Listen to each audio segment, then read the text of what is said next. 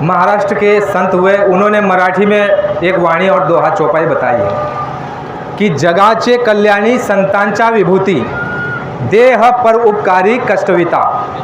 हमारे महाराष्ट्र के संतों ने इस बात को दोहराया। जय गुरुदेव।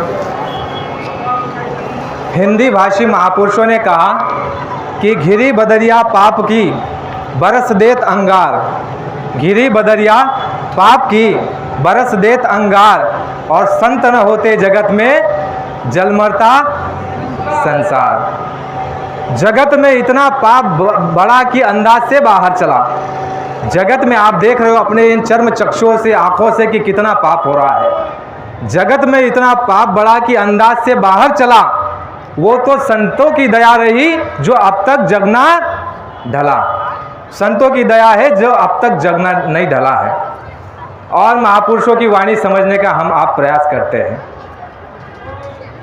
वृक्ष कबू ना फल वके, नदी संचे ना नीर, और परमार्थ के कारण साधु ने यानी संतों ने धरा शरीर। परमार्थ के कारण संतों और महापुरुषों ने शरीर धरा। तो वह हमारे लिए क्या करते हैं? गुरु महाराज ने कहा सर्वप्रथम संतों की महिमा आपके धर्मशास्त्रों में कूट कूट करके लिखी गई है। इतनी लिखी गई है कि अगर आप धर्मशास्त्रों पर ही अमल कर लो तो आपका जीवन सार्थक हो जाए। पर वास्तविकता हम कहाँ फंस गए? स्वामी जी महाराज यानी महापुरुषों ने सभी ने कहा कि धर्मशास्त्र क्या है? धर्मशास्त्र आपको इशारा दे रहे हैं। इशारा दे रहे हैं, जैसे आप यहाँ से रोड पर चले जाओ तो वहाँ रोड पर आपको बोर्ड मिलेगा और बोर्ड पर आपको निशानी मिलेगी कि नवसारी जाना है तो इस ओर जाओ, और नवसारी यहाँ से आपको 35 किलोमीटर 40 किलोमीटर पड़ेगा। तो नवसारी बोर्ड के पास है क्या? नहीं है। बोर्ड के पास इशारा है, उसका जो है बांध दिया गया है, उसकी किलोमीटर की दूरी बताई गई है उस बोर्ड के पास। इसी तरह महापुरुषों ने बताया, जैसे रसोई हमारी बहनें बनाती है तो किताब में जो है पहले देखती है कि रसोई जो है जलेबी को किस तरह से बनाया जाता है, रसगुल्ले और गुलाब जामुन को किस तरह से बनाया जाता है। तो उसकी क्या है? एक प्रक्रिया है, एक रेसिपी है कि इस तरह से जो है मैदे को भिगाओ और मैदे को 2 दिन 1 दिन रखो, फिर उसको कपड़े में डाल करके एक छेद करो और उससे जो है तेल में तलो तो आपको जलेबी मिलेगी। ये प्रक्रिया कहाँ पर लिखी गई है? किताब में, रसोई की किताब में। लेकिन मुझे आप बताइए कि रसोई की किताब में जलेबी मिलेगी? नहीं मिलेगी। तो महापुरुषों ने कहा, बाबा जी ने कहा कि धर्मशास्त्रों में महापुरुषों के अनुभव है। वहाँ पर स्वर्ग वैकुंठ नहीं है, वहाँ मुक्ति मोक्ष नहीं है, वहाँ ईश्वर राम और कृष्ण नहीं है, वहाँ पर जो है लक्ष्य 84 से छूटने का मार्ग नहीं है। मार्ग महापुरुषों के पास मिलेगा। और बाबा जी ने कहा कि धर्मशास्त्रों में सब कुछ लिखा हुआ है, लेकिन आप धर्मशास्त्रों को केवल पढ़ करके और लाल कपड़े में लपेट करके उसकी पूजा करके ये मानने लगे कि आपको मुक्ति मोक्ष और प्रभु की प्राप्ति हो जाएगी। तो महापुरुषों ने कहा कि ये कोरा झूठ है, इससे कुछ होने वाला नहीं है। महापुरुषों ने कहा कंकड़ पत्थर, कागज और पानी, इससे मुक्ति मिलने वाली नहीं है। जय गुरुदेव। तो महापुरुषों की जो वाणी है, गोस्वामी जी की बड़ी मान्यता है पूरे भारत में नहीं पूरे विश्व में, क्योंकि एक रामायण हुई वाल्मीकि रामायण, वह आपकी संस्कृत में लिखी गई है। संस्कृत आज के काल में हम आप समझ नहीं सकते, बड़ी मुश्किल भाषा है, लेकिन उसको हम समझने में थोड़ा असमर्थ है। इसलिए आपके 400-500 वर्ष पहले गोस्वामी जी महाराज आपके काशी में हुए, और काशी में जो है उन्होंने घट रामायण पहले लिखी, उसके बाद रामचरितमानस लिखा। और उस रामचरितमानस में उन्होंने व्याख्या सीधी भाषा में, जिसको देवनागरी भी कहते हैं और जिसको खड़ी बोली भाषा भी कहते हैं, आसान भाषा जो आप और हम समझ सकते हैं, हर प्रांत का आदमी उस भाषा को समझने में समर्थ है, ऐसी भाषा में उन्होंने उल्लेख किया हुआ है। कहाँ पर? रामचरितमानस पर। बाबा जी की बात पर हम धीरे धीरे आएंगे, पहले हम जरा बाहरी बात को समझने का प्रयास करें, आंगनवाड़ी की बात। तो स्वामी जी महाराज ने कहा कि आपके रामचरितमानस में गोस्वामी जी ने लिखा हुआ है, इशारा दिया हुआ है, जैसे आपको इशारा दिया है कि नवसारी यहाँ से 35 किलोमीटर और इतनी दूर और इस दिशा में, उसी तरह गोस्वामी जी महाराज ने रामचरितमानस में लिखा है कि अगर मनुष्य भक्ति करना चाहता है, और सभी मनुष्यों को भक्ति करना चाहिए, तो भक्ति किसकी करनी चाहिए वह भी उसमें जो है बड़े अच्छे व्याख्या करके लिखा हुआ है। गोस्वामी जी महाराज लिखते हैं कि पहली भक्ति संतन कर संगा। पहली भक्ति, अगर मनुष्य अपने जीवन में किसी की भी भक्ति करना चाहता है तो महापुरुषों ने कहा कि पहली भक्ति संतन कर संगा, दूसरी रति मम कथा प्रसंगा, यानी पहले तो आप संग करो संतों का, क्योंकि कहा गया है, एक बहुत अच्छा आपको दृष्टांत देता हूं, अगर आपको भगवान को समझना है तो संतों को समझना पड़ेगा, क्योंकि कहा गया है कि संत और भगवान एक रस होते हैं, एक समान होते हैं। इसलिए महापुरुषों ने हमारे आपके लिए बड़ा मेहनत और बड़ा परिश्रम किया, लेकिन उसके बदले में हमने आपको क्या दिया, उनको ये सारा इतिहास हमारे आपके सामने पड़ा हुआ है। हमने उनको तकलीफ, दुख और परेशानी, और हमने जो है उनको जो है कष्ट ही कष्ट दिया। तो आते हैं, चलिए बाबा जय गुरुदेव जी महाराज ने हमारे आपके लिए क्या किया, उनका मिशन क्या है, उनकी योजना का क्या है, उनका संकल्प क्या है और उनका लक्ष्य क्या है, उनका मिशन क्या है, ये सारी की सारी बातें हम बारी बारी समझेंगे। उससे पहले बाबा जय गुरुदेव जी महाराज ने जो देश और दुनिया में शिक्षा दीक्षा दी, जो कार्य आरंभ किया, वहाँ से हम शुरू करते हैं। स्वामी जी महाराज यानी बाबा जय गुरुदेव जी महाराज 10 जुलाई 1952 काशी यानी अर्दली बाजार में बाबा जय गुरुदेव जी महाराज सारनाथ से बाबा जय गुरुदेव जी महाराज ने 10 जुलाई 1952 से आम सत्संग का आरंभ किया। 1952 यानी बहुत वर्षों पहले, 70 वर्ष से ऊपर हो चुके, तब से बाबा जय गुरुदेव जी महाराज ने ये आध्यात्मिक सत्संग, जो आत्मा परमात्मा का सत्संग है, वह सत्संग बाबा जय गुरुदेव जी महाराज ने 1952 10 जुलाई से आरंभ किया और 7 दिन लगातार जो है वहाँ पर सत्संग दिया। उसके बाद जो है प्रेमियों को जिज्ञासा हुई कि हमको नामदान लेना है, प्रभु प्राप्ति का मार्ग, और हमको जो है जरिया प्राप्त करना है। तो बाबा जय गुरुदेव जी महाराज ने 17 जुलाई 1952 को 5 लोगों को जो है, एक ही परिवार के 5 लोगों को नामदान दिया, शिक्षा दीक्षा दी, और उन 5 लोगों को एक ही परिवार में नामदान देने के बाद वहाँ से जो है यह आध्यात्मिक रास्ता और सफ़र बाबा जय गुरुदेव जी महाराज का आरंभ हुआ, जिसमें सर्वप्रथम हमारी जो नामदानी बहन थी वह यशोदा श्रीवास्तव। यह महात्मा नहीं है, ये कोई विलक्षण महात्मा है। तो उन्होंने जो है अपनी बहन को, जो विधवा हो चुकी थी, उसको कहा कि बहन, तुम जो दुखी रहती हो, तुम एक काम करो, बाबा जय गुरुदेव जी महाराज से रास्ता ले लो, तुमको जो है कुछ आधार और कुछ रास्ता और तुमको कुछ सुख और शांति की अनुभूति होगी। तो यशोदा श्रीवास्तव बहन ने नामदान बाबा जय गुरुदेव जी महाराज से लिया, और यशोदा बहन खुद कहती है कि जब मैंने नामदान लिया तो उसके बाद मैं जब साधना करने लग गई, तो साधना के भीतर में बाबा जय गुरुदेव जी महाराज की शिष्या बताती है अपने अनुभव कि मुझे जो है अनुभूति होने लग गई, और मैं उस जो है दैविक लोगों की सफ़र करने लग गई, और तब जाकर के मेरे अंदर जो दुखों का पहाड़ टूट पड़ा था पति गुजर जाने के बाद, वह दुख जो है मेरा दूर होता चला गया। उसके बाद चलिए, पहली नामदानी शिष्या हमारी यशोदा बहन श्रीवास्तव, और जो है 5 लोग और एक परिवार के अर्दली बाजार में वकील साहब के घर में 5 लोग नामदानी। उसके बाद बाबा जय गुरुदेव जी महाराज का ये कारवां जो है आध्यात्मिक संदेश और शिक्षा दीक्षा, ये अनवरत जारी रहा, लगातार चलता रहा। तो बाबा जय गुरुदेव जी महाराज की शिक्षा दीक्षा ये रही, बाबा जय गुरुदेव जी महाराज जब भी सत्संग करते, कुछ मूल बातों का जिक्र हर जगह करते। पहले तो बाबा जय गुरुदेव जी महाराज सत्संग में हमेशा ये दोहराते कि देवियों सज्जनों, जो भी काम करते हो, दुकान दफ्तर खेती का काम की भी व्याख्या बाबा जय गुरुदेव जी महाराज सत्संग में करते थे कि देवियों पुरुषों, जो भी कार्य करते हो, दुकान दफ्तर खेती का, उसको मेहनत और ईमानदारी के साथ तुम करना, मेहनत और ईमानदारी के साथ। उसके बाद आए गए का सेवा सत्कार करना और बाल बच्चों की सेवा करना, और जो दिन में तुम्हारे पास समय बच जाए उसमें तुम अपनी आत्मा के लिए उस सच्चे परमात्मा का सच्चा भजन करना। यह संदेश बाबा जी का जो है लगातार हर सत्संग में रहा। और साथ ही साथ बाबा जय गुरुदेव जी महाराज 1952 से लेकर के शाकाहार का प्रचार कर रहे हैं। अकेले बाबा जय गुरुदेव जी महाराज, हमारे आपके जो सत्संगी भाई है, ये तो 2010 के बाद आदेश प्राप्त करने के बाद शाकाहारी प्रचार करने लग गए, लेकिन किंतु बाबा जय गुरुदेव जी महाराज 1952 से शाकाहार का प्रचार कर रहे हैं, और उन्होंने जो है देश और दुनिया में एक संदेश दिया कि आप शाकाहारी और सदाचारी रहे। और उसके बाद अपना आध्यात्मिक कारवां बाबा जय गुरुदेव जी महाराज का शुरू रहा। उसके बाद चलिए 1954 में जो है प्रयागराज में आज़ाद भारत में सबसे बड़ा कुंभ हुआ, कुंभ का मेला लगा। हमारा देश तो आज़ाद हो चुका था। उसके बाद 1954 में सबसे पहला कुंभ का मेला प्रयागराज में लगा। उस समय बाबा जय गुरुदेव जी महाराज को बहुत गिने चुने और बहुत कम मात्रा में लोग जानते थे। तो उस कुंभ के मेले में बाबा जय गुरुदेव जी महाराज ने जो है वहाँ पर भविष्यवाणियाँ की, अनंतों भविष्यवाणियाँ की, जिसमें कुछ भविष्यवाणियाँ आपको सामने रखता हूँ। जिसमें सबसे पहली भविष्यवाणी बाबा जय गुरुदेव जी महाराज ने 1954 में की कि दिल्ली से राजधानी हटा दी जाएगी। आने वाले समय में दिल्ली से राजधानी हटा दी जाएगी, किसी धार्मिक स्थल पर ले जाकर के राजधानी को वहाँ पर स्थापित किया जाएगा और महात्माओं द्वारा उस भूमि का पहले तो शोधन किया जाएगा महात्मा द्वारा, और उस जगह पर जो है बच्चों द्वारा संविधान का दोबारा से निर्माण होगा, नया संविधान बनेगा और वह संविधान जो है पूरे विश्व में लागू होगा।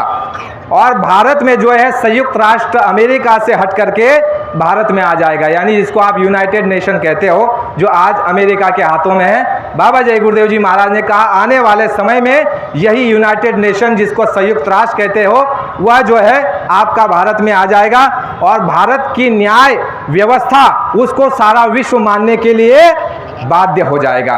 और बाबा जी पहले महात्मा ऐसे हुए जिन्होंने भारत के अंदर में यह घोषणा करी कि भारत जो है आने वाले वक्त में विश्व गुरु बनने जा रहा।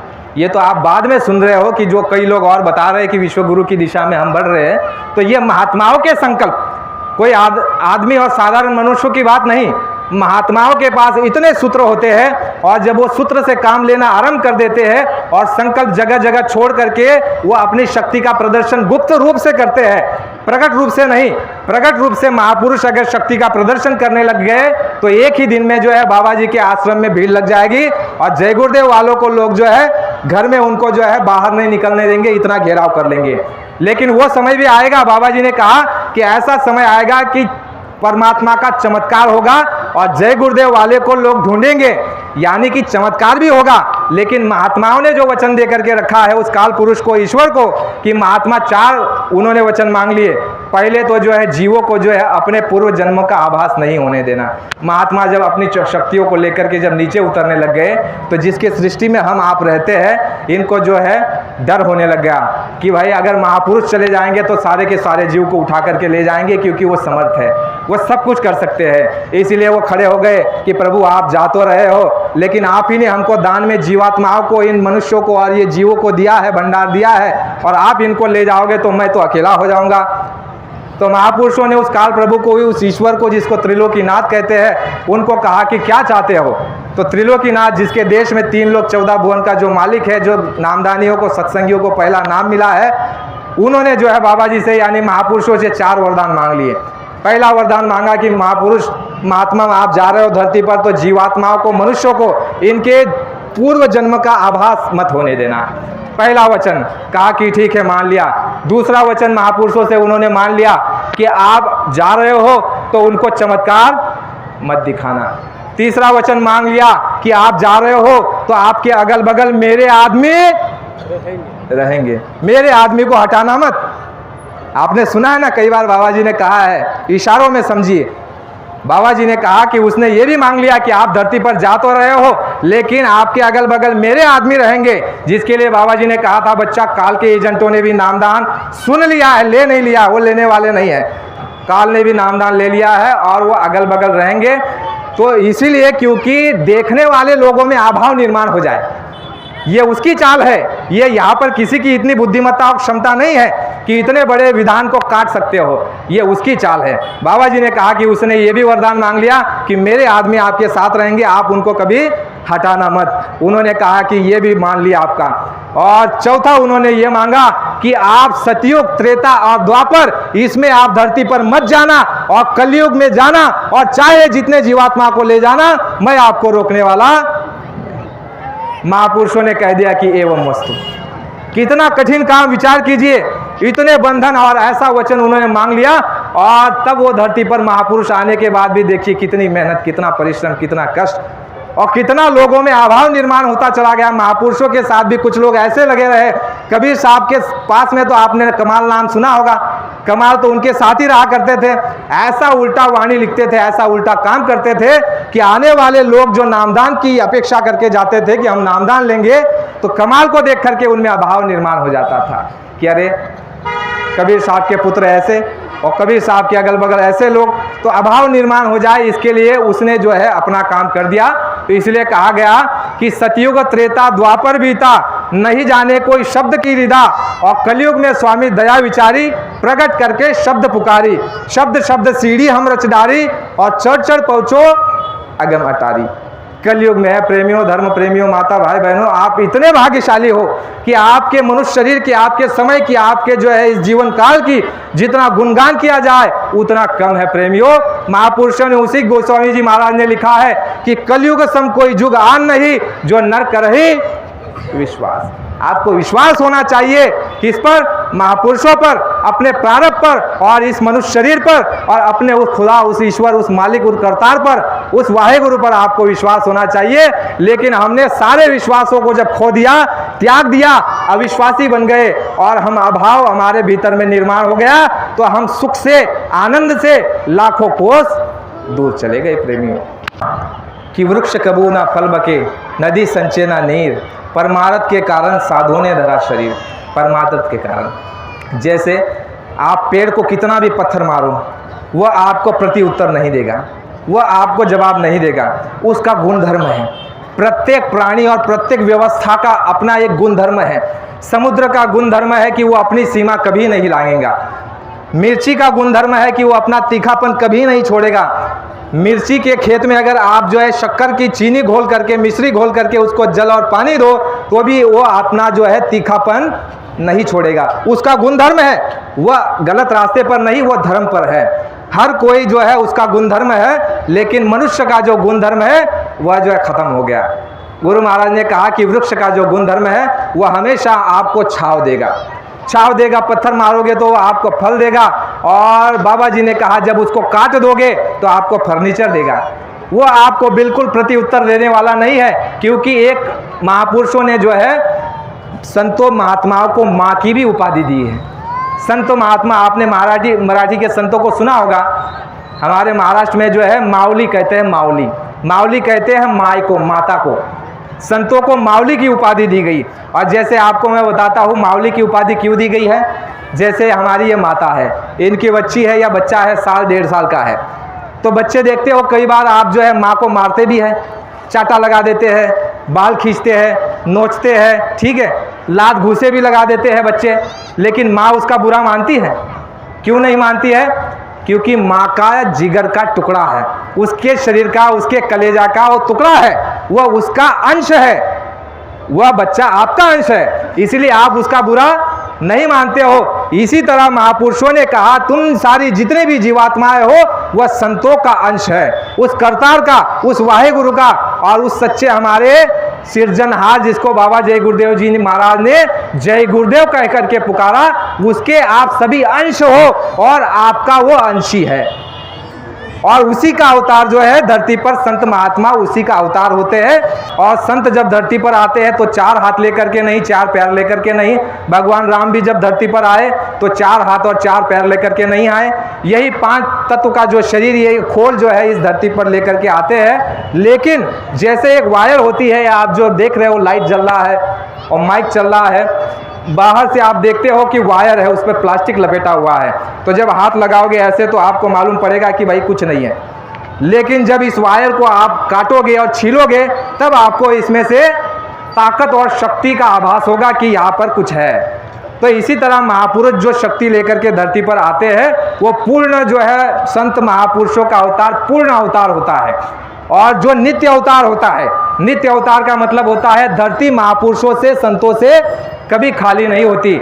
और निमित्त अवतार जो होता है, जैसे आपके 10 अवतार, जिसमें भगवान राम, कच्छ मच्छ और आपके परशुराम, ये जितने भी अवतार हुए, ये अवतार जो होते हैं ये निमित्त अवतार होते हैं। इनका एक निमित्त होता है, लक्ष्य होता है, एक उद्देश्य होता है धरती पर आने का, और वह अपने लक्ष्य को पूर्ण करने के बाद यहाँ से जो है चले जाते हैं। उनका काम अलग होता है, उनका कार्य क्या होता है, पहले उस बात को समझ लीजिए।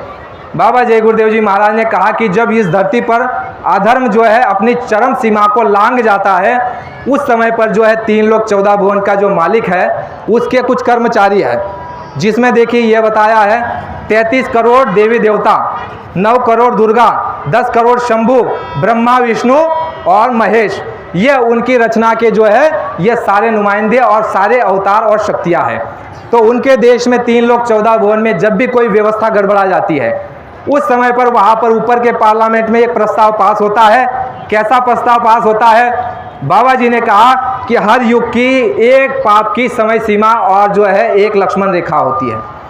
उस लक्ष्मण रेखा के बाहर जब पाप होने लग जाए, उस समय वहाँ से पार्लियामेंट में प्रस्ताव पास होता है कि धरती पर कोई शक्ति आएगी और सीधे आके मारकाट नहीं करेगी। जो महात्मा आपके और हमारी तरह होंगे, वह महात्मा पहले तो आगाह करेंगे। जैसे वाल्मीकि ऋषि ने भी आगाह किया, विश्वामित्र ने भी आगाह किया कि भाई शक्ति आ रही है, धर्म पर आ जाओ, सच्चे रास्ते पर आ जाओ। लेकिन जब लोग नहीं मानते तो वह महात्मा चुप हो जाते हैं। महात्मा कभी डंडा नहीं उठाते। महात्मा क्या काम करते हैं? दया करने का, समझाने का, चेताने का, आगाह करने का, मनुष्यों को सच्चे धर्म पर लाने का वो कार्य करते हैं। वह जीवन काल में कभी डंडा नहीं चलाएंगे। अगर महात्मा डंडा चलाने लग गए तो महात्मा किस बात के? बाबा जी ने कहा कि महात्मा डंडा नहीं चलाते, वो तो पहले आगाह करते हैं। तो यही हुआ, तीनों काल में अवतारी शक्तियाँ आने से पहले महापुरुषों ने आगाह किया। वाल्मीकि ऋषि ने 10,000 वर्ष पहले ही कह दिया कि ऐसी शक्ति आएगी, तुम चेत जाओ, समझ जाओ। विश्वामित्र ने भगवान राम के जन्म से पूर्व कह दिया कि शक्ति आ रही है, राक्षसों को समझाया कि तुम मान जाओ, यज्ञों को विध्वंस करना बंद कर दो, अन्यथा तुमको जो है इसका पश्चाताप होगा और कड़ी से कड़ी सजा मिलेगी। लेकिन राक्षसों ने माना। और जब कुछ लोग उसमें से जो है आगाह करने के बाद, जिनके अंदर कुछ संस्कार होते हैं, कुछ धर्म कर्म न्याय नीति सदाचार पर चलते हैं, कुछ शिक्षा दीक्षा अच्छी उनमें घर परिवार में समाज में लेते रहते हैं, वह तो जो है इशारे को समझ लेते हैं और वह एक किनारे हो जाते हैं। और एक किनारे होने के बाद जब शक्ति यहाँ पर आती है तो शक्ति भी पहले मौका देती है, संभलने का, सुधरने का रास्ता देती है। लेकिन जब लोग नहीं मानते तो उस समय वो क्या करते हैं? आपने देखा, किताबों को उठा करके देख लो, तब महाभारत और रामायण घट जाती है। और आपने देखा भगवान कृष्ण ने जो है 18 दिन के अंदर में कितनी 18 अक्षौहिणी सेना एक जगह। बाबा जी ने कहा केवल भारत के योद्धा नहीं, पूरे विश्व के योद्धा उस जो रणभूमि में कुरुक्षेत्र में आकर के, जो हरियाणा के पास पड़ता है, वहाँ पर आकर के जो है 2 पक्षों में हो जाते थे और दोनों आपस में लड़कर मर जाते थे और समाप्त हो जाते थे। 18 दिन के अंदर में गाजर और मूली की तरह लोग काटे गए और मारे गए। ये विध्वंस क्यों हुआ? क्योंकि हमने आपने धर्म को त्याग दिया, छोड़ दिया और उसकी तिलांजलि दे दी। तो बाबा जय गुरुदेव जी महाराज ने कहा कि महापुरुषों का काम समझाने का और अवतारी शक्तियों का काम विनाश करने का, यानी कि यहाँ पर सफाई करने का। तो ये हमने तीनों कालों में देखा। बाबा जी ने कहा कि आपको जो है अवतारी शक्ति आपका उद्धार जीवात्मा का नहीं कर सकती, वह केवल धर्म की स्थापना करती है।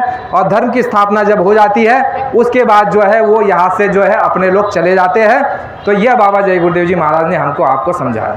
तो बाबा जय गुरुदेव जी महाराज ने कलयुग के लिए कहा है कि कलयुग में ना कोई भगवान राम आएंगे ना भगवान कृष्ण आएंगे। कलयुग में ना तीर चलेगा ना भगवान कृष्ण का सुदर्शन चलेगा। कलयुग में बाबा जी ने कहा कि आपके क्रियाकलापों के कर्मों द्वारा ही आपका सफाया हो जाएगा, यानी आपके क्रियाकर्मों द्वारा ही आपका सफाया हो जाएगा। तो कलयुग में कोई भगवान राम नहीं और भगवान कृष्ण आने वाले नहीं हैं। तो इसीलिए बाबा जय गुरुदेव जी महाराज ने क्या कहा कि महात्माओं की आवश्यकता आप सभी को है।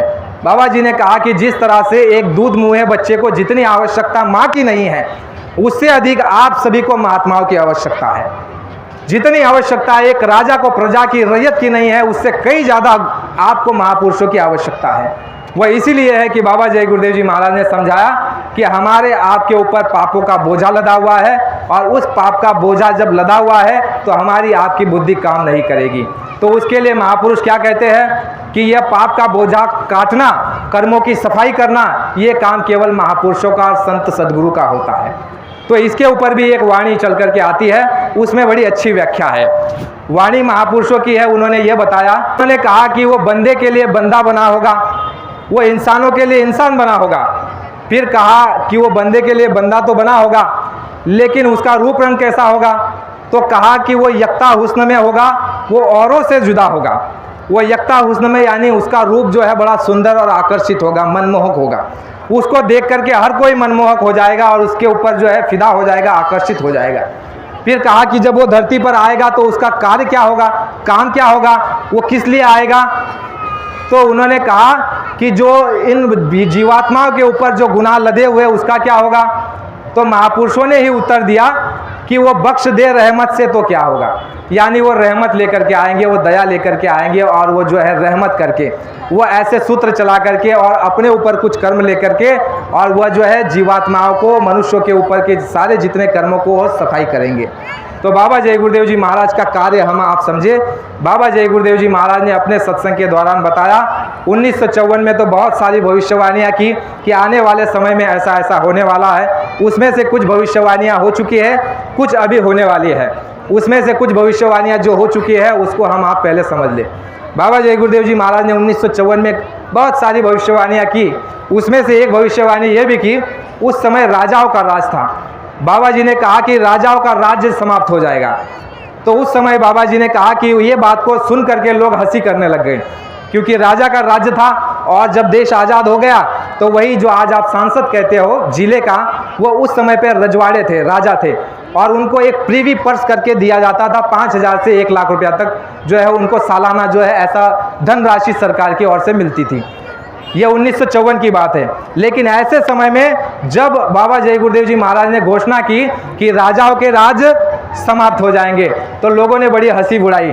तो उस समय लोगों ने जो है कुछ समय बाद देखा, वही जो महिला प्रधानमंत्री जब आई तो उसने जो है संसद में प्रस्ताव लेकर के आई 70 और 71 के बीच में, और उस समय जो है राजाओं का राज्य समाप्त हो गया। और उसी 54 के प्रयागराज के समय में जो है और भविष्यवाणियाँ की, उसमें कहा आगे आने वाले समय में जैसे आज जो है कुछ दिनों में राजा रजवाड़े समाप्त हो जाएंगे, इसी तरह आने वाले समय में जो अकूत धन जो है धन संपदा पूंजीपतियों ने इकट्ठा करके रखी है, अनीति से, दुराचार से, व्यभिचार से, ये सारे पूंजीपतियों को खत्म कर दिया जाएगा। तो ये भी होने वाला है, पूंजीपति भी खत्म होने वाले हैं, राजा और उनकी तरह जो रजवाड़े थे उनकी तरह वो भी खत्म होने वाले हैं। तो बाबा जय गुरुदेव जी महाराज ने 1954 में बहुत सारी भविष्यवाणी की, उसमें आपने देखा। और ये भी भविष्यवाणी की थी जो आपातकाल के समय में नसबंदी और गर्भपात की जो समस्या और जो तकलीफें आई थी, और कहा था कि विदेश से जो है कुछ जो है नीति और कुछ कायदे लेकर के भारत में लाए जाएंगे और जबरन वो जो है थोपे जाएंगे और लोगों की जो है नसबंदी की जाएगी। बहुत सारी बात, यानी कहने का मतलब ये है कि ऐसा नहीं कि कुछ भविष्यवाणियाँ नहीं हुई है, बहुत सारी भविष्यवाणियाँ हो चुकी है। उसके बाद चलिए बाबा जय गुरुदेव जी महाराज के कार्य को आप समझिए, उससे आपको जो है सारा चित्र जो है साफ हो जाएगा। 54 के बाद जो है धीरे धीरे चल करके आइए। उसके बाद बाबा जय गुरुदेव जी महाराज इन्होंने जो है 11 अक्टूबर 1959 को, अब जैसे महात्मा आए हैं इतना बड़ा घोषणा कर रहे हैं, व्यवस्था की बात कर रहे हैं, तो कुछ तो आधार मिलना चाहिए। तो बाबा जय गुरुदेव जी महाराज ने 11 अक्टूबर 1959 को जय गुरुदेव नाम को प्रकट किया। जैसे इससे पहले आपने राधा स्वामी नाम सुना, राधा स्वामी से कई जीवात्माओं का उद्धार हुआ, संसार में और आध्यात्मिक सफर में दोनों में लाभ हुआ। कबीर साहब ने जो है अलग नाम जपा और मीराबाई ने अलग नाम, आपके जो है महाराष्ट्र में जो है पांडुरंग, विट्ठल और ऐसे अनेक नाम, जैसे कुछ समय पहले राम नाम भी था, कबीर साहब ने जो है राम नाम से साधना की। उसके बाद जो है ऐसे नाम बदलते गए। नाम का मतलब क्या होता है कि नाम की एक समय सीमा, एक अवधि होती है और उस अवधि के भीतर में जो है वो नाम काम करता है संसार में और आध्यात्मिक सफर दोनों में। तो इसी तरह बाबा जय गुरुदेव जी महाराज ने 11 अक्टूबर 1959 को जय गुरुदेव नाम को प्रकट किया। और क्या कहा, बहुत ध्यान से आप समझने का प्रयास कीजिए बारी बारी से। बाबा जय गुरुदेव जी महाराज ने सत्संग में नामदान देते थे, धर्म कर्म की शिक्षा देते थे। ये कहते थे कि खेती दुकान दफ्तर का काम मेहनत ईमानदारी के साथ करो, आए गए का सेवा सत्कार करो और दिन में जो समय बचे उसमें अपनी जीवात्मा के लिए सच्चा भजन करो, जो यहाँ से जाने के बाद तुम्हें काम आएगा। उसके बाद 1959 के बाद एक बात और बढ़ गई, विशेष बात, बाबा जय गुरुदेव जी महाराज ने कहना शुरू कर दिया कि जय गुरुदेव नाम किसका है, परमात्मा का। शुरू में तो बाबा जी जय गुरुदेव नाम परमात्मा का कहते कि यह नाम किसका है, परमात्मा का है। बाबा जी बहुत अच्छे ढंग से बताते ताकि हमको जो है अभाव नहीं हो जाए। कुछ लोगों का अभाव हो जाता था तो महात्मा जो है जान लेते हैं।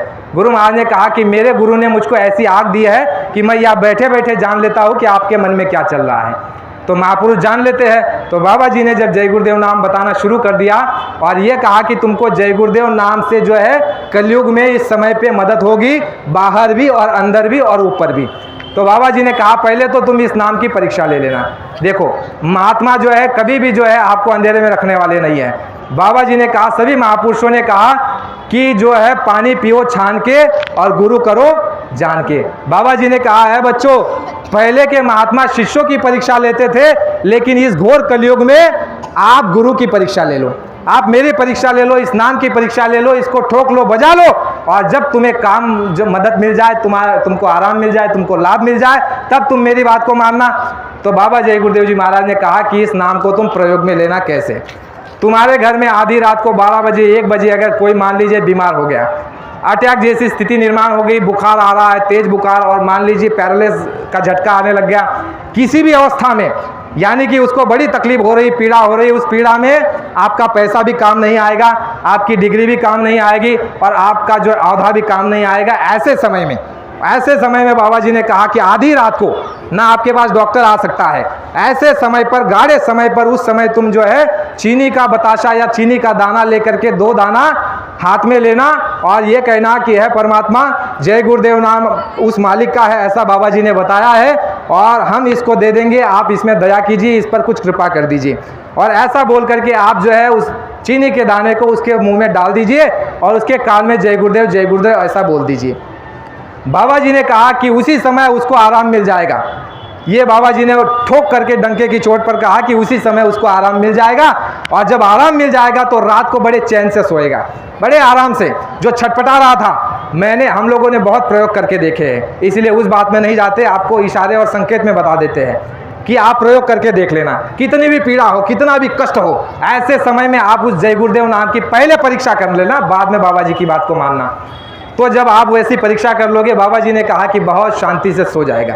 और उसको तुम पूछना कि जब हमने जय गुरुदेव नाम तुम्हारे कान में बोला था, उस समय कुछ तुमको दिखाई दिया? तो बाबा जी ने कहा कि वो मनुष्य तुमको ये बताएगा कि मैंने किसी सफ़ेद वस्त्रधारी महात्माओं को देखा अंदर में। ये बाबा जी ने कहा है सत्संग में, वो तुमको बताएगा कि मैंने किसी को देखा है। ये आप अनुभव और प्रयोग करके देख लेना, सब कुछ आपके पास है, लेकिन प्रयोग करने की आवश्यकता है, विश्वास करने की आवश्यकता है। तो बाबा जय गुरुदेव जी महाराज ने कहा कि पहला प्रयोग आप ये करना, जय गुरुदेव नाम जगाया, उससे आपको लाभ कितना होगा इसका आप अनुभव करोगे। दूसरा प्रयोग बाबा जय गुरुदेव जी महाराज ने कहा कि जो खेती में आप बुआई करते हो, उस समय पर 1 एकड़ में आप एक काम करो, जय गुरुदेव मत बोलो और उसमें बुआई कर दो। 1 एकड़ में जय गुरुदेव मत बोलना और उसमें बुआई कर दो। 1 एकड़ में, दूसरे एकड़ में जय गुरुदेव बोल करके बुआई करो। तो बाबा जी ने कहा कि जिस खेत में तुमने जय गुरुदेव बोल करके बुआई की है, उस खेत में उस दूसरे खेत के मुकाबले अनाज ज़्यादा आएगा। यह दूसरा प्रयोग। और ये हमारे बच्चे हैं, छोटे छोटे विद्यार्थी हैं, ये बहनें हैं जो स्कूल कॉलेज में बड़ी मेहनत करती है, रात दिन परीक्षा के पहले जो है चिंतित होती है और डिप्रेशन में चली जाती है कि हम पास होंगे नहीं होंगे। तो बाबा जय गुरुदेव जी महाराज ने अपनी साधना से इतनी मेहनत की है और वो आपको देना चाहते हैं, लेकिन देने का एक तरीका होता है। उस तरीक़ों को अगर आप समझ लोगे तो उनसे 100% लाभ महात्माओं से आप उठा सकते हो, लेकिन अगर उस तरीके को नहीं जानोगे तो क्या हो जाएगा, दवा जो है आपकी काम नहीं करेगी। कि आपका समय अमूल्य है, कीमती, और हमारा भी समय अमूल्य है, कीमती है। जो आपके जीवन में काम आने वाला है, आपको जो लाभ होने वाला है, वही चीज़ों का यह जिक्र होगा। तीसरा प्रयोग आप अपने जीवन काल में कभी भी कर लेना। बाबा जी ने कहा कि जो आप बच्चे पढ़ाई कर रहे हो, लिखाई कर रहे हो, आप उस पढ़ाई को बहुत अच्छे से मन लगा करके करना, पहली बात। दूसरी बात, किसी भी तोड़ फोड़, आंदोलन, हड़ताल में भागीदारी मत होना। बहुत ध्यान से समझिए, ये क्या है, ये परहेज है। अगर आप परहेज का पालन नहीं करोगे और दवा लेते रहोगे तो दवा काम करने वाली, ध्यान से समझिए, एक एक शब्दों में राज और रवस्य है और आपका लाभ है। पहली बात, पढ़ाई को मन लगा करके करना। दूसरी बात, किसी तोड़ फोड़, आंदोलन, हड़ताल में अपने जीवन काल में भाग मत लेना। तीसरी बात, जीवन में कभी मांस और शराब का भक्षण नहीं करना, शाकाहारी जीवन व्यतीत करना। ये 3 परहेज तो बताए आम लोगों को, सारे संसार के मनुष्यों को, कि ये 3 परहेज तुम रखना। उसके बाद बच्चों को कहा कि तुम जो है जब एग्ज़ाम में बैठो, उस समय पर तुमको किसी सवाल का अगर जवाब भूल जाओ, याद ना आए, उस समय पर आंख बंद करके कुछ समय के लिए, कुछ क्षणों के लिए जय गुरुदेव नाम अंतर अंतर बोलना। जय गुरुदेव नाम अंतर अंतर बोलना, कुछ क्षणों के लिए, कुछ समय के लिए। तुमने जो अभ्यास किया है, जो उत्तर तुम भूल चुके हो, वो उत्तर तुमको तुरंत याद आ जाएगा, और जब याद आ जाएगा तो तुम उस आपके एग्ज़ाम में उस उत्तर को लिख देना और तुम अच्छे मार्क्स से पास हो जाओगे। तो ये सारे प्रयोग, इसको बंद कर दो अभी। जय पीछे आवाज़ आ रही है? जय गुरुदेव। वो पिन निकालो, जनरेटर की पिन निकालो। जय गुरुदेव। तो ये जो है तरीका है, सूत्र है। महात्माओं के पास इतने सूत्र होते हैं कि उसकी कोई गिनती नहीं है। लेकिन हमारी झोली क्या है? फटी हुई है। हमारी झोली जो है कच्ची है। ये हमारी झोली जो है कमज़ोर हो चुकी है। झोली का मतलब क्या होता है? हमारे अंदर अभाव निर्माण हो चुका है। इतना अभाव कि क्या क्या बताएं। पहले तो हम इस बात को ही नहीं समझते कि भारत में जन्म लेना कितना सौभाग्य की बात है। अगर इसी बात को आप समझ लो तो आप मनुष्य शरीर की अहमियत जान जाओ। चलिए भारत पर आते हैं। पहले जब तक हम अपनी नींव यानी झोली मजबूत नहीं करते, अपनी शक्ति को जब तक जानते नहीं, तब तक महात्माओं से कुछ लाभ नहीं ले सकते। बहुत बारी बारी शांति से बाबा जय गुरुदेव जी महाराज ने एक एक जो शब्द कहा है वो अनमोल है। और उन शब्दों को उठा करके लोग जो है बड़े बड़े प्रवचन और बड़े बड़े बातें कर रहे हैं। और ये सारा काम बाबा जी का है और लोग उस पर कॉपी भी कर रहे हैं। तो उस बात में हमको नहीं जाना। आप बाबा जी के साथ संपर्क रखिए, उनके शब्दों के साथ संपर्क रखिए। बाबा जी ने कहा कि विश्व में तीनों लोग 14 भुवन में भारत भूमि 9 खंड है आपकी पृथ्वी के भीतर। और 9 खंड में ये अखंड जो हमारा भारत था, ये जो है खंडित हो चुका है।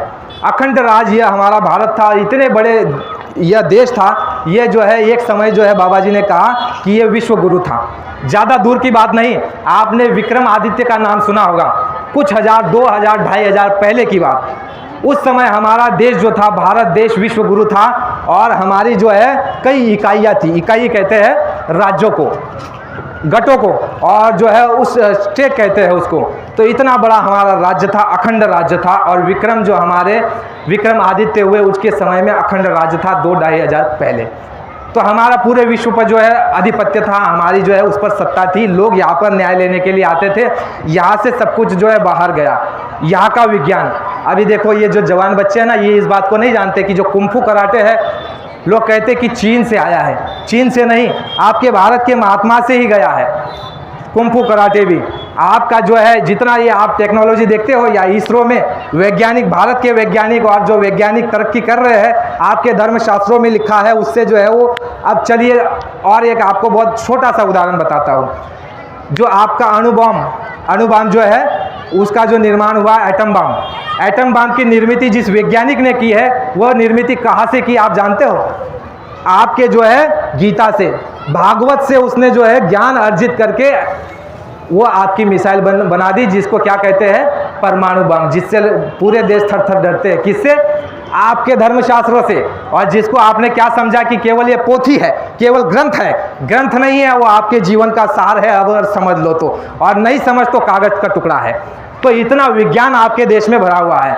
और भारत में जन्म लेना, बाबा जी ने कहा कि 9 खंड है। 9 खंड में ये जो है आपका भारत जो एक खंड है। और ये भारत में जन्म लेना अपने आप में सौभाग्यशाली की बात है। कैसे? बाबा जी ने कहा कि भारत को छोड़ करके जितने भी विदेशों में देश है, जितने भी देश आप 200 या 209 देश सुनते हो, ये सारे के सारे भोग भूमि है। क्या भूमि है?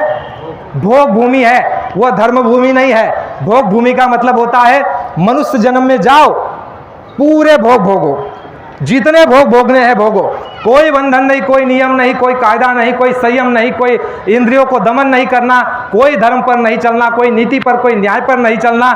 चाहे जितना तुम भोग भोगो, उसमें वहाँ पर कोई रोकने वाला और टोकने वाला नहीं है। कोई ऐसी व्यवस्था वहाँ पर नहीं है। और वह सीधे मनुष्य शरीर में आकर के जब शरीर उनका छूटता है, उसके बाद बाबा जी ने कहा नर्क और 84 का फेरा है भारत को छोड़ करके।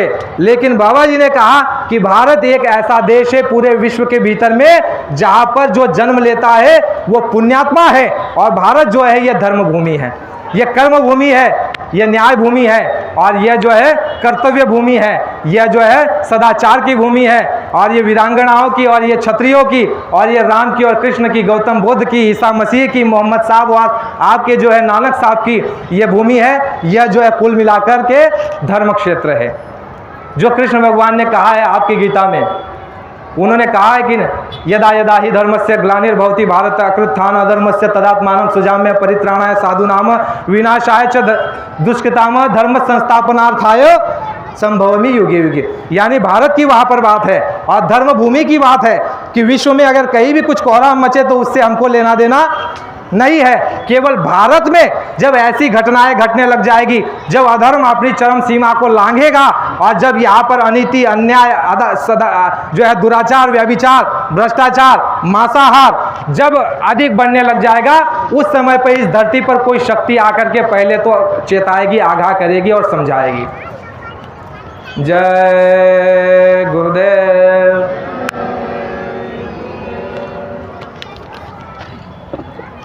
तो धर्म भूमि का मतलब आप पहले समझिए। भारत तो धर्म भूमि है, कर्म भूमि है, न्याय भूमि है, सदाचार भूमि है। और जब एक समय ऐसा था कि जब सरकारों द्वारा ऐसे ऐसे नियम, कायदे, कानून लाए जा रहे थे, जिसमें उस समय पर बाबा जी ने इस बात का जिक्र किया था। बाबा जी ने कहा कि पाप की चरम सीमा जो है वह जो है गर्भपात और नसबंदी है। पाप की चरम सीमा यानी ये कलयुग की जो है मर्यादा। जैसे आपको थोड़े पूर्व में बताया कि हर एक युग की जो है एक चरम सीमा होती है पाप की। जैसे सतयुग के समय में एक चरम सीमा थी। कैसी चरम सीमा थी कि भक्तों को कोई नहीं सताएगा। सतयुग के अंदर में ये चरम सीमा थी कि भक्तों को कोई छेड़ेगा नहीं। लेकिन देखिए, भक्त प्रहलाद के पिता हिरण्यकश्यप, बाहर की बात छोड़ दीजिए, उन्हीं के पिता उनको जो है सताने लग गए, परेशान करने लग गए, तो जो है पाप की चरम सीमा लांघ दी गई। उसके बाद आपने और हमने क्या देखा? हमने आपने देखा कि उस समय नरसिंह अवतार प्रकट हुए। और कैसे प्रकट हुए? देखिए, भक्तों की बड़ी महिमा है। बाबा जी ने कहा था एक समय के कि भक्त के वश में होते हैं भगवान, और भक्त पर भगवान और महात्मा कुर्बान हैं, तो भक्त होना चाहिए। तो भक्त प्रहलाद को जब कष्ट देने लग गया तो खंबे से भगवान निकल गए नरसिम्हा। तो इसी तरह से चरम सीमा जब लांघ दी गई तो भगवान को आना पड़ा। उसके बाद जो है आप आइए त्रेता में भगवान राम के समय, तो उसमें भी एक चरम सीमा थी। कौन सी चरम सीमा? भाई आप कुछ पाप करो, कुछ लोगों को सता दो, ठीक है, लेकिन महापुरुषों से आप बैर मत लेना, उनके यज्ञों को आप भंग मत करना, और किसी स्त्री पर कुदृष्टि और अपहरण मत करना। ये तो चरम सीमा थी। लेकिन जब ऐसा कार्य होने लग गया, चरम सीमा लांघ दी गई, तो उस समय पर क्या हुआ? आपने देखा, रामायण जो है घटित हो गया और कितने लोग मारे गए। बाबा जी ने कहा 1.5 महीने तक युद्ध चला, और उस युद्ध में अनंतों ऐसे योद्धा मारे गए, बड़े बड़े धुरंधर, जिसको आप कहते हो कि अरे वो मेघनाथ वो राक्षस था। अरे वो राक्षस नहीं, आज के मुकाबले मनुष्य के सामने अगर उस मेघनाथ को खड़ा कर दिया जाए तो देवता मालूम होगा। ऐसे राक्षसों की भी अपनी मर्यादा थी, अपना जो है एक नियम था, एक धर्म था, उस धर्म पर वो अडिग रहते थे। मेघनाथ का एक जिक्र आता है, एक संजोग और एक समय आता है, उसको बड़े ध्यान से आप समझने का प्रयास कीजिए।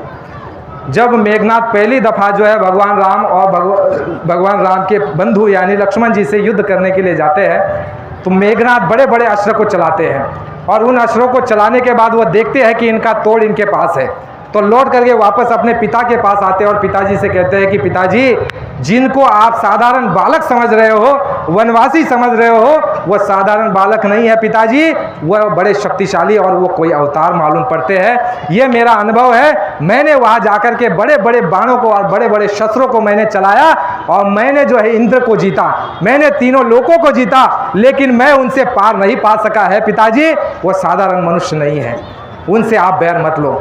तो रावण अपने पुत्र को कहते, अरे मेघनाथ, तुम डर गए, भयभीत हो गए, तो चले जाओ और अपनी पत्नी के पल्लू में जाकर के तुम छुप जाओ। तो वही मेघनाथ पिता से कहते हैं कि पिताजी, ये तो मेरा अनुभव था, वो मैं आपको बता रहा हूँ, और आपके कार्य में, आपके युद्ध में मुझे भागीदार होना चाहिए, ये तो मेरा धर्म है, इसलिए मैं युद्ध के लिए है पिताजी जाऊँगा। तो मेघनाथ का देखिए कितना अच्छा दृष्टांत आता है।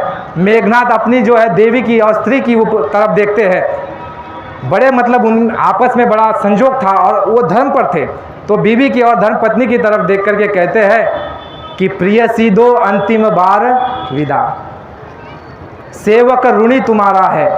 उसकी तरफ देख करके कह रहे हैं, मैं माता पिता से दूर चला, इसका दारुण संताप मुझे, मैं माता पिता से दूर चला, इसका दारुण संताप मुझे, यदि कर्तव्य विहीन हुआ तो जीने से लगेगा दोष मुझे। कह रहा है कि है देवी, तुम्हारा उपकार है। अपनी स्त्री की तरफ देख करके कह रहा है, जैसे घर में अगर पिताजी कुछ आदेश दे दे तो सबसे पहले कौन नाराज होती है? स्त्री नाराज होती है। देखिए ये धर्म है, ये इशारे की बात है, पिता के कार्य में जाना है और मुझे मालूम है कि मैं लौट करके नहीं आने वाला, तो अपनी स्त्री की तरफ देखते हैं, विनय भाव से कहते हैं कि प्रियसी दो मुझे अंतिम बार विदा, मैं ऋणी तुम्हारा हो। माता पिता से मैं दूर चला, इसका दारुण संताप मुझे, यदि कर्तव्य विहीन हुआ तो जीने से लगेगा दोष मुझे। कितना बड़ा भाव है, विचार कीजिए। उसको आप राक्षस कहते हो, और आज के मुकाबले अगर उसको खड़ा कर दिया जाए तो मेघनाथ तो महापुरुष नजर आएगा। मेघनाथ कहते हैं, उसमें इतना अच्छा भाव उन्होंने प्रकट किया कि आंधी चलती है तो दिया कभी जो है उसके डर से बुझता नहीं है। दिया आंधी चलने के डर से बुझता नहीं है, इसलिए मैं अपने जो है कर्तव्य के लिए अड़िग हूँ और मैं अपना कर्तव्य पूरा करूँगा। मुझे मालूम है मैं लौट करके आने वाला नहीं हूँ। तो इतने कर्तव्यशाली। और ऐसे समय में क्या हुआ, रावण ने जो है माता सीता का हरण कर लिया था, तो वह जो है लांग दिया। ऐसे ऐसे योद्धा मारे गए विद्वान को, ऐसे विद्वान ब्राह्मण जो वेदों का टीकाकार था, ऐसा ज्ञानी जो आज आपको देखने को नहीं मिलेगा। ऐसे रावण को मारने के बाद भी भगवान राम जो है नाराज थे, और भगवान राम ने जो है लक्ष्मण को कहा था कि है लक्ष्मण, तुम रावण से जाकर के ज्ञान अर्जित करो। ये क्या है, ये धर्म भूमि के सिद्धांत है, ये नियम है, ये महापुरुषों की हमारी शिक्षा और उपदेश है, और ये हमारे जीवन में हमारे कर्तव्य है कि जो मनुष्य जा रहा है उसके जीवन में जो जो घटनाएं हुई उसका उसको अनुभव है, और उसका अनुभव लेने के लिए तुम जाओगे तो वह तुमको अनुभव बताएगा। मरने वाला आदमी कभी झूठ नहीं बोलता। तो भगवान जो है लक्ष्मण को आदेश देते हैं, तो लक्ष्मण जाकर के जो है उनके सिराने खड़े हो जाते हैं, और खड़े होते हैं तो रावण देख करके उनको कुछ नहीं कहते। तो लक्ष्मण लौट करके जाते हैं कि भगवान उन्होंने तो कुछ नहीं कहा। अरे लक्ष्मण, ज्ञान प्राप्त करना है तो चरणों के पास जाओ, ऐसा हमारा सिद्धांत। हम आप तो राम और रावण का युद्ध की ही बात करते हैं, लेकिन ये सिद्धांत थे धर्मशास्त्रों में जिससे हमको ज्ञान अर्जन करना था हमारे जीवन में, जो हमारे काम आना था, लेकिन हमने उसको कथा और कीर्तन और एक मनोरंजन के रूप में हमने लिया, इसलिए कहीं ना कहीं हम धोखा खा रहे हैं। तो बाबा जी ने कहा कि उस रावण से भी ज्ञान लेने के लिए भगवान राम ने कहा कि तुम उनसे ज्ञान लो। तो रावण ने भी जो है लक्ष्मण को ज्ञान दिया कि जो है अच्छे काम के लिए कभी विलंब मत करना। पहली बार अच्छे काम के लिए कभी विलंब मत करना। ऐसे 3-4 तरह के उनको ज्ञान दिए। तो चलिए, पाप की चरम सीमा लांघी गई तो विद्वान मरे, बड़े बड़े, और ऐसे लोग मारे गए जिनका जो है बड़ी शक्तिशाली लोग थे। और उसके बाद जो है आप चले आइए कृष्ण भगवान। बाबा जी ने एक समय कहा था कि बच्चा, जैसे समय बदलता है तो लोगों की मनोवृत्ति और उनकी बुद्धि वो बड़ी ही खतरनाक और ख़राब होती चली जाती है, और बुरे से बुरी प्रवृत्तियां बनती चली जाती है। जब युगों का जो है नीचे उतार होता है, चढ़ाव नहीं, युगों का नीचे उतार होता है, इसी तरह मन की स्थिति भी नीचे उतरती चली जाती है। और इसी तरह भगवान राम का समय निकल गया, गुजर गया, भगवान कृष्ण का समय आया। और उस समय बाबा जी ने कहा कि उस समय कृष्ण के भगवान के समय में, द्वापर के समय में अगर भगवान राम आ जाते तो काम होने वाला नहीं था। क्यों नहीं था? बाबा जी ने बताया कि द्वापर के समय में इतने चांडाल, इतने मायावी और इतने कपटी लोग थे, अगर भगवान राम आते तो वो एक वचनी, एक पत्नी और मर्यादा पुरुषोत्तम। इसलिए भगवान राम जो है द्वापर में नहीं आए, भगवान कृष्ण को द्वापर में 16 कला लेकर के आना पड़ा। और इतनी कला और चतुराई और जो है राजनीति से जो है उन्होंने वहाँ पर युद्ध करा और कितने लोगों का सफाया कर दिया। कुल मिलाकर के हमको समझने का प्रयत्न ये करना है कि जब पाप की चरम सीमा बढ़ती है तो यहाँ पर क्या होता है? विनाश होता है, विनाश। तो बाबा जय गुरुदेव जी महाराज ने ये बात कब बता दी थी? सन 1976 और 77 के दौरान, 75 के दौरान बाबा जी ने बता दी थी कि नसबंदी और गर्भपात ये पाप की चरम सीमा है। तो आपको बात समझ में आई बारी बारी। कलयुग की चरम सीमा जो है पाप की लांघ दी गई है, और बाहर, इससे बाहर निकल गए हम। आपने देखा कि कृष्ण भगवान के समय क्या हुआ? कंस ने जो है बच्चे हो जाने के बाद जो है बच्चों को मारता था, अपने बहन के बच्चों को मारता था जन्म होने के बाद। लेकिन आप में से ही कुछ भाई और बहनें बैठे हैं, माफ़ करना, हमने और आपने ही ऐसा कृत्य किया है कि उसको जन्म नहीं दिया और उसको पेट में ही मार दिया। पेट में ही मार दिया, रात दिन घंटी बजा रहे हैं, कुछ नहीं, कोई फायदा नहीं। गुरु महाराज ने कहा कि अगर मनुष्य मार दोगे तो ब्रह्म हत्या का पातक लगेगा, और जो देवी ने गर्भपात किया है उसके हाथ से अगर तुम जल पान कर लोगे, पानी पी लोगे, तो ब्रह्म हत्या के पातक से तुम भी दब जाओगे। ये नियम है, ये संविधान है, ये कानून है, ये यहाँ का नहीं, मृत्युलोक का उस ईश्वर का कानून है कि जैसा कर्म करोगे वैसा फल पाओगे, और फल से कोई छूटने वाला नहीं है। छूट सकता था तो भगवान राम, उन्होंने जो है पेड़ की ओट लेकर के बाली को मारा, तो वो भी छूट सकते थे। दशरथ, भगवान राम के पिता दशरथ, राजा दशरथ, उन्होंने श्रावण बाण को जो है बाण मारा था, तो वो भी बच सकते थे अगर बच सकता था तो कोई तो। लेकिन भगवान राम के पिता होने के बावजूद और भगवान राम को मालूम होने के बावजूद कि मेरे पिता मेरे वनवास जाने के बाद पुत्र वियोग में समाप्त हो जाएंगे, मर जाएंगे और इनके प्राण छूट जाएंगे, और लेकिन फिर भी भगवान राम ने पीछे मुड़ करके, तो ये कर्म है। बाबा जय गुरुदेव जी महाराज ने कहा कि ये जो विश्व की रचना है, जिसमें पूरा विश्व है, मनुष्य शरीर में जितनी भी आप जीवात्माएं बैठी हो, बाबा जय गुरुदेव जी महाराज ने कहा कि सबके ऊपर जो है गुप्त और आपके जो है यहाँ पर बैठे हुए हैं और वो लिख रहे हैं गुप्त तरीके से, आपको दिखाई नहीं दे रहा है। दूसरी तरफ बाबा जी ने सत्संग में और एक बात जोड़ दी, वह किस लिए जोड़ी वो हम नहीं जानते, लेकिन जोड़ी बाबा जी ने, क्योंकि कलयुग में लोग बड़े चतुर हैं, चालाक है।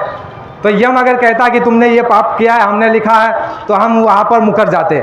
इसलिए बाबा जी ने क्या कहा कि तुम्हारे पीछे है बच्चों, तुम्हारे पीछे कुदरती कैमरा लग गया है। कुदरती कैमरा 7 तालों में अगर बंद रह करके कोई कृत्य करो, कोई चोरी करो, कोई ठगी करो, बेईमानी करो, घुसखोरी करो, किसी का कत्ल करो, किसी का छीना झपटी करो और किसी के ऊपर अन्याय करो और किसी का दिल दुखाओ, तो वो कैमरे में सारा का सारा तुम्हारा कैद हो रहा है, एक भी छूटने वाला नहीं है। और जब तुम्हारा यह शरीर गिरेगा, उस समय जो है वहाँ पर तुमको बताया जाएगा और उस तख्त पर खड़ा होकर के तुमको कहा जाएगा कि क्या धरती पर तुमको ऐसा कोई बताने वाला नहीं मिला कि ये मांस खाना पाप है, शराब पीना पाप है, माँ बहनों पर क्रूर दृष्टि डालना ये पाप है?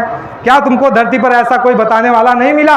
बाबा जी ने ये सारी बातें बताई, तो बाबा जी ने कहा कि आप कहोगे कि हमको धरती पर ऐसा किसी ने नहीं बताया।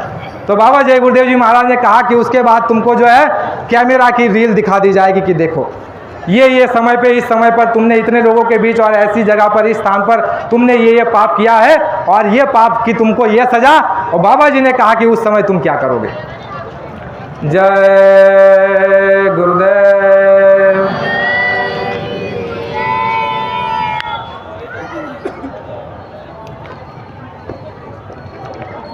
तीसरी बात समझो, बाबा जी ने एक बात और जोड़ी।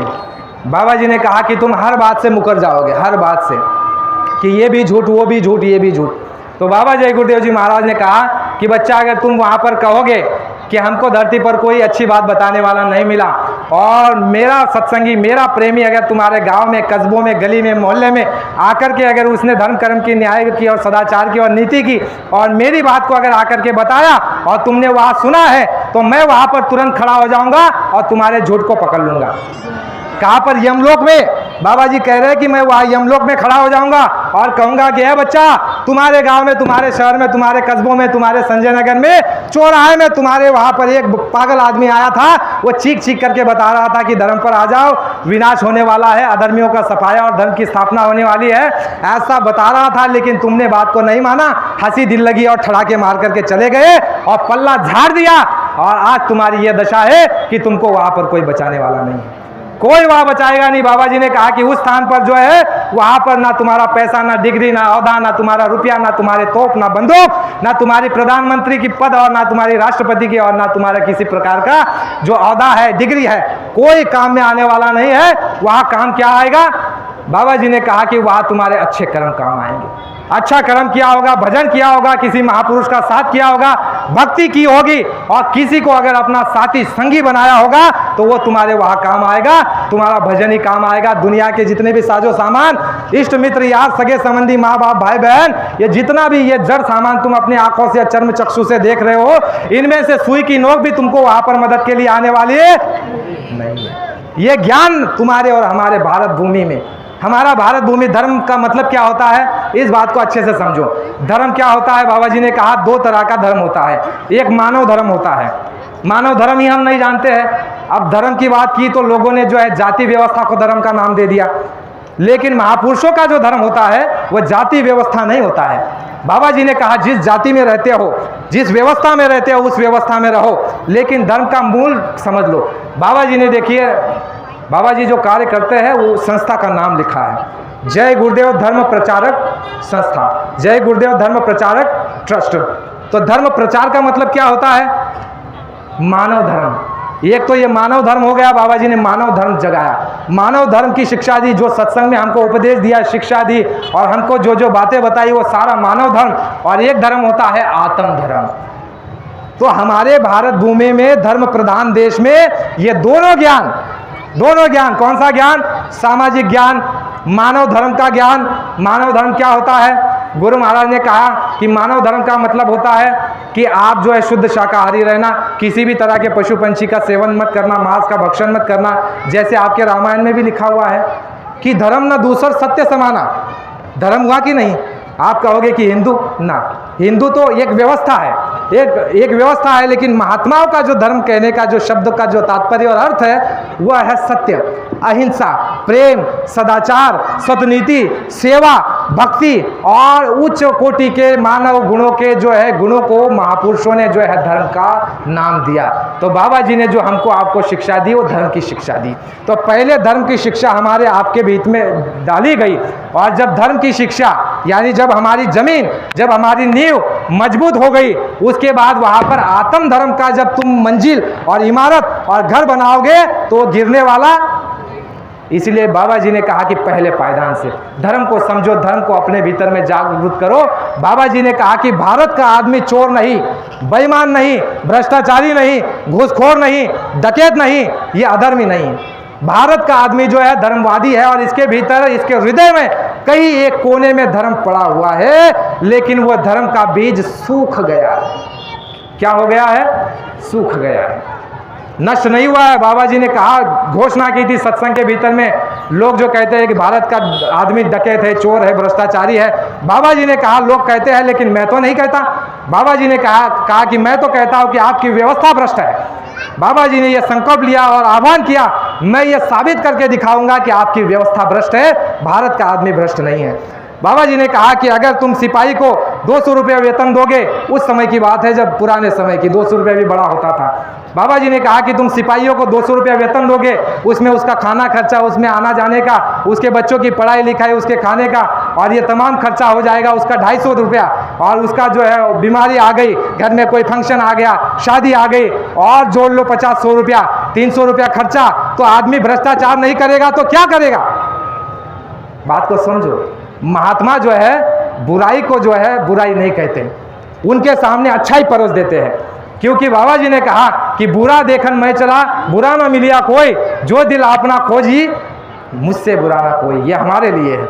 तो बाबा जी ने कहा कि किसी की बुराई मत देखो, सभी के अंदर अच्छाइयाँ है। तो बाबा जी ने ये नहीं कहा कि लोग यहाँ के भ्रष्टाचारी, बाबा जी ने कहा कि आपकी व्यवस्था भ्रष्ट है और मैं इस व्यवस्था को बदल दूंगा। बाबा जी ने यह संकल्प लिया है कि व्यवस्था को बदल दिया जाएगा। तो हमारी भारत भूमि और हमारे भारत धर्म को आप पहले समझो। इसमें पहले धर्म जगा करके एक आदमी जो है वो क्या बनता है? सच्चा मायने में आदमी और इंसान बनता है। और उसके बाद जब आदमी और इंसान बन जाता है तो महात्माओं की जब शिक्षा ग्रहण करता है तो उसके बाद उसको आत्म अनुभूति यानी धर्म का जो कार्य होता है, बड़े ध्यान से समझिए। धर्म किसको कहते हैं? बाबा जी ने कहा कि कोई भूखा आ गया। पहले तो इस बात को समझो, बाबा जी ने कहा कि जैसे आपको महात्मा मिलना बहुत ज़रूरी आवश्यक है, जैसे आप एक दूध मुहे बच्चे को माँ जितनी आवश्यक नहीं है, उसको उतनी ज़्यादा आवश्यकता आपको महात्माओं की। तो बाबा जी ने कहा महात्मा मिलेंगे, कैसे मिलेंगे? 2-3 तरीके बताए। पहला तरीका बताया बाबा जी ने कि भूखे को रोटी खिला दो, प्यासे को पानी पिला दो। पहली बात कही, महात्मा आपको मिलेंगे, क्योंकि महात्मा देखते हैं बैठ करके अपने शिव नेत्र से। भूखे को रोटी खिला दो, प्यासे को पानी पिला दो, इसी पुण्य प्रताप से तुमको महात्मा मिल जाएंगे। और महात्माओं का सत्संग करो। ये 2 तरीका गुरु महाराज ने बताया। तब आपको महात्मा जब मिलेंगे तो महात्मा क्या करेंगे? आपके भीतर में धर्म को जगाएंगे। और मान लीजिए आपके भीतर धर्म जगा हुआ है, और धर्म कैसा है? बाबा जी ने कहा कि भूखे को रोटी खिलाओ, आए गए का सेवा सत्कार करो, माँ बाप का सेवा करो, और जो तुम्हारे घर परिवार में तुम्हारी जिम्मेदारी है, कर्तव्य है, उस कर्तव्य को ठीक से निभाओ। कैसे?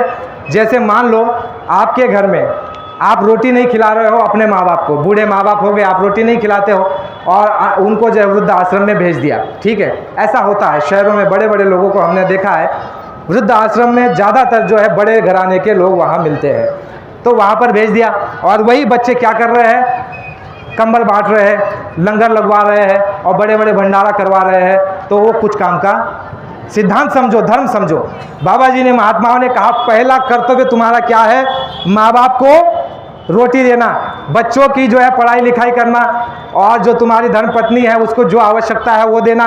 अपने कर्तव्यों का निर्वाह करो, तुम्हारा ये धर्म है। और उसके बाद जो बच जाए, उसके बाद तुम्हारी जितनी क्षमता है, जितनी योग्यता है, उसके अनुसार तुम समाज में आए गए का सेवा सत्कार करो। किसी की कोई बीमारी आ गई तो 2 पैसा दे दो अपनी तरफ से, और बीमारी में उसको मदद हो जाए। और कोई भूखा है तो उसको रोटी खिला दो। तो देखिए ये धर्म है।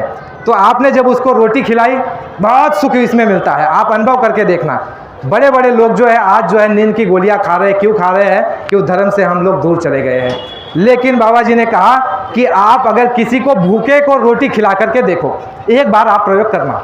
भूखे को जब आप रोटी खिलाओगे तो आप अनुभव करके मुझे कभी बताना। हमने अनुभव किया है, इतना आनंद, इतनी प्रशंसा और इतनी खुशी मिलती है कि जो खुशी किसी तरह के भोग विलास में नहीं है। किसी भूखे को, जिसको भूख लगी है, जिसको भूख नहीं लगी है उसको खिलाने से नहीं, वो बदहजमी हो जाएगी, पेट खराब हो जाएगा। जिसको भूख लगी है उसको रोटी खिला करके देखो, इतना आनंद और इतनी खुशी मिलती है। तो आनंद और खुशी तो आपको पहले ये मिल गई, उसके बाद जो आपने उसको रोटी खिलाई तो वो आपका क्या हो गया? पुण्य हो गया।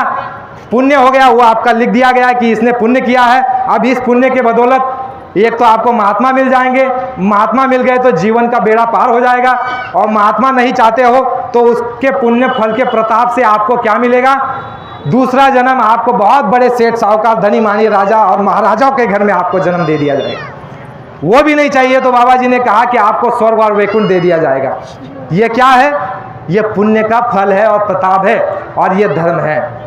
लेकिन हम इस धर्म को ही त्याग दिया। इसलिए बाबा जय गुरुदेव जी महाराज ने कहा कि जब तक आपके भीतर में मानव धर्म नहीं आता तब तक आध्यात्मिक धर्म नहीं आएगा। हमारे प्रेमियों ने जो है शाकाहारी रैली में बताया कि वहाँ पर बहुत बड़ा आध्यात्मिक ऊंचा सत्संग होने वाला है। तो हमें भी बड़ी जिज्ञासा और खुशी हुई कि आध्यात्मिक सत्संग किया जाए। लेकिन जब माहौल देखते हैं, वातावरण देखते हैं तो समझ में आता है कि अगर नीचे का ही यानी जमीन ही अगर तैयार नहीं है, झोली ही पक्की नहीं है, नींव ही अगर कच्ची है तो आध्यात्मिकता क्या समझ में आएगी। इसीलिए मूल बातों को समझो। बाबा जय गुरुदेव जी महाराज आपको लाभ और आपका कल्याण करना चाहते हैं। तो बाबा जय गुरुदेव जी महाराज ने जय गुरुदेव नाम का आपको परीक्षा लेने के लिए कहा। बाहर भी आपको मदद, अंदर भी आपको मदद। उसके बाद आप चलिए थोड़े दिन आगे जाएंगे तो उसके बाद बाबा जय गुरुदेव जी महाराज ने क्या किया? 1968 में जय गुरुदेव नाम झंडा जो आप देख रहे हो, जय गुरुदेव नाम का झंडा, यह जय गुरुदेव नाम का झंडा 1968 में बाबा जय गुरुदेव जी महाराज ने इसको जो है स्थापित किया। और प्रेमियों को जो है आह्वान किया कि तुम झंडा लेकर के जो है गाँव में, कस्बों में रैलियां निकालो और कहो जय गुरुदेव नाम परमात्मा का है, इससे तुमको कलयुग में लाभ मिलेगा, तुमको मदद और तुमको सहायता मिलेगी। अनुभव करके देखो। तो लोगों ने, हमारे प्रेमियों ने, जो हमारे पुराने ये हमारे साथ भी बैठे हुए हैं मान्यवर, इन्होंने भी वो देखा समय और उस समय निकले होंगे बहुत पुराने हमारे गुरु भाई। भाग्यशाली हो आप, ऐसे हमारे वरिष्ठ और जानकार लोग हमको आपको मिले हुए हैं।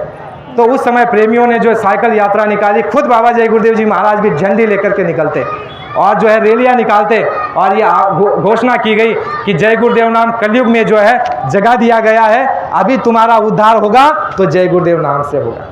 तो लोगों ने जो है रैलियां निकाली, सत्संगी प्रेमियों ने 1968 से। उसके बाद 1 जनवरी 1973 को बाबा जय गुरुदेव जी महाराज ने क्या कहा अपने प्रेमियों को कि है बच्चों, तुम अपने घरों पर, झोपड़ियों पर जय गुरुदेव नाम का पताका, झंडा लगा दो और आने वाले संकट और विपदा में आपकी रक्षा और हिफाजत होगी। जैसे भगवान राम के समय में राम और रावण का युद्ध हुआ, विभीषण के कुटिया पर राम नाम लिखा हुआ था, सब जल गया, सारी लंका, सोने की लंका जल गई, लेकिन विभीषण की कुटिया नहीं जली। ऐ प्रेमियों, तुम अपने घर पर जय गुरुदेव नाम का पताका और झंडा लगा लो और तुम्हारा बाल बाका होने वाला नहीं है। तो आपके ही गुजरात में कच्छ भुज में लगभग 2001 या 2000 के समय में काका भूकंप आया था। तो उस समय हमारे वहाँ के प्रेमियों ने अनुभव किया और उन्होंने बताया कि हमारे घर पर जय गुरुदेव नाम का पताका और झंडा लगा था और हमारे अड़ोस और पड़ोस की बिल्डिंगें धराशायी हो गई, लेकिन हमारी बिल्डिंग का बाल बाका नहीं हुआ और हमारा भी बाल बाका नहीं हुआ। और उस समय वहाँ पर मिश्रा जी जो सत्संग करते थे, आपके यहाँ आते थे, वो उस जगह पर मौजूद थे। ऐ प्रेमियों, महात्माओं के पास बहुत है और आपको लेना नहीं आता आपके पास, और हमारे पास तरीका नहीं है। बाबा जी ने वो भी अनुभव कराया। 1 जनवरी 1973 को बाबा जी ने आदेश दिया कि प्रेमियों, झंडा अपने घर को लगा दो, लोगों को बता दो कि जय गुरुदेव नाम से तुम्हारा कलयुग में उद्धार होगा और इस नाम को पहले ठोक और बजा लो।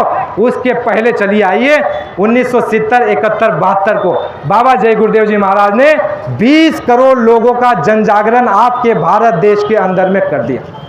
जो इतिहास में आज तक नहीं हुआ। उठा लो रामायण, महाभारत, गीता, वेद, शास्त्र, सतयुग, त्रेता, द्वापर और कलयुग का इतिहास जो 5000 वर्षों का है।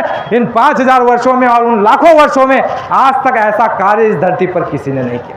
3 वर्षों तक बाबा जी लगातार हर प्रांत में, हर शहर, हर गली और हर कस्बों में 1970, 1970, 71 और 72 3 वर्षों में बाबा जी ने अपने प्रेमियों के साथ रैलियां निकाली और उन रैलियों में बड़ी बड़ी घोषणाएं की, भविष्यवाणियां की और उस रैली में लोगों को बताया कि आगे बड़ा खराब समय आने वाला है और अगर बचना चाहते हो तो धर्म के रास्ते पर आ जाओ, धर्म के रास्ते पर आ जाओ। बाबा जी ने कहा कि धर्म का मतलब क्या है? शाकाहारी हो जाओ, सदाचारी हो जाओ, माँ बहनों पर बुरी निगाह डालना बंद करो, आए गए का सेवा सत्कार करो और आपके कर्तव्यों को ठीक से निर्वाह करो, किसी को कष्ट मत दो, न वाणी से न शरीर से। धर्म के रास्ते पर आ जाओ।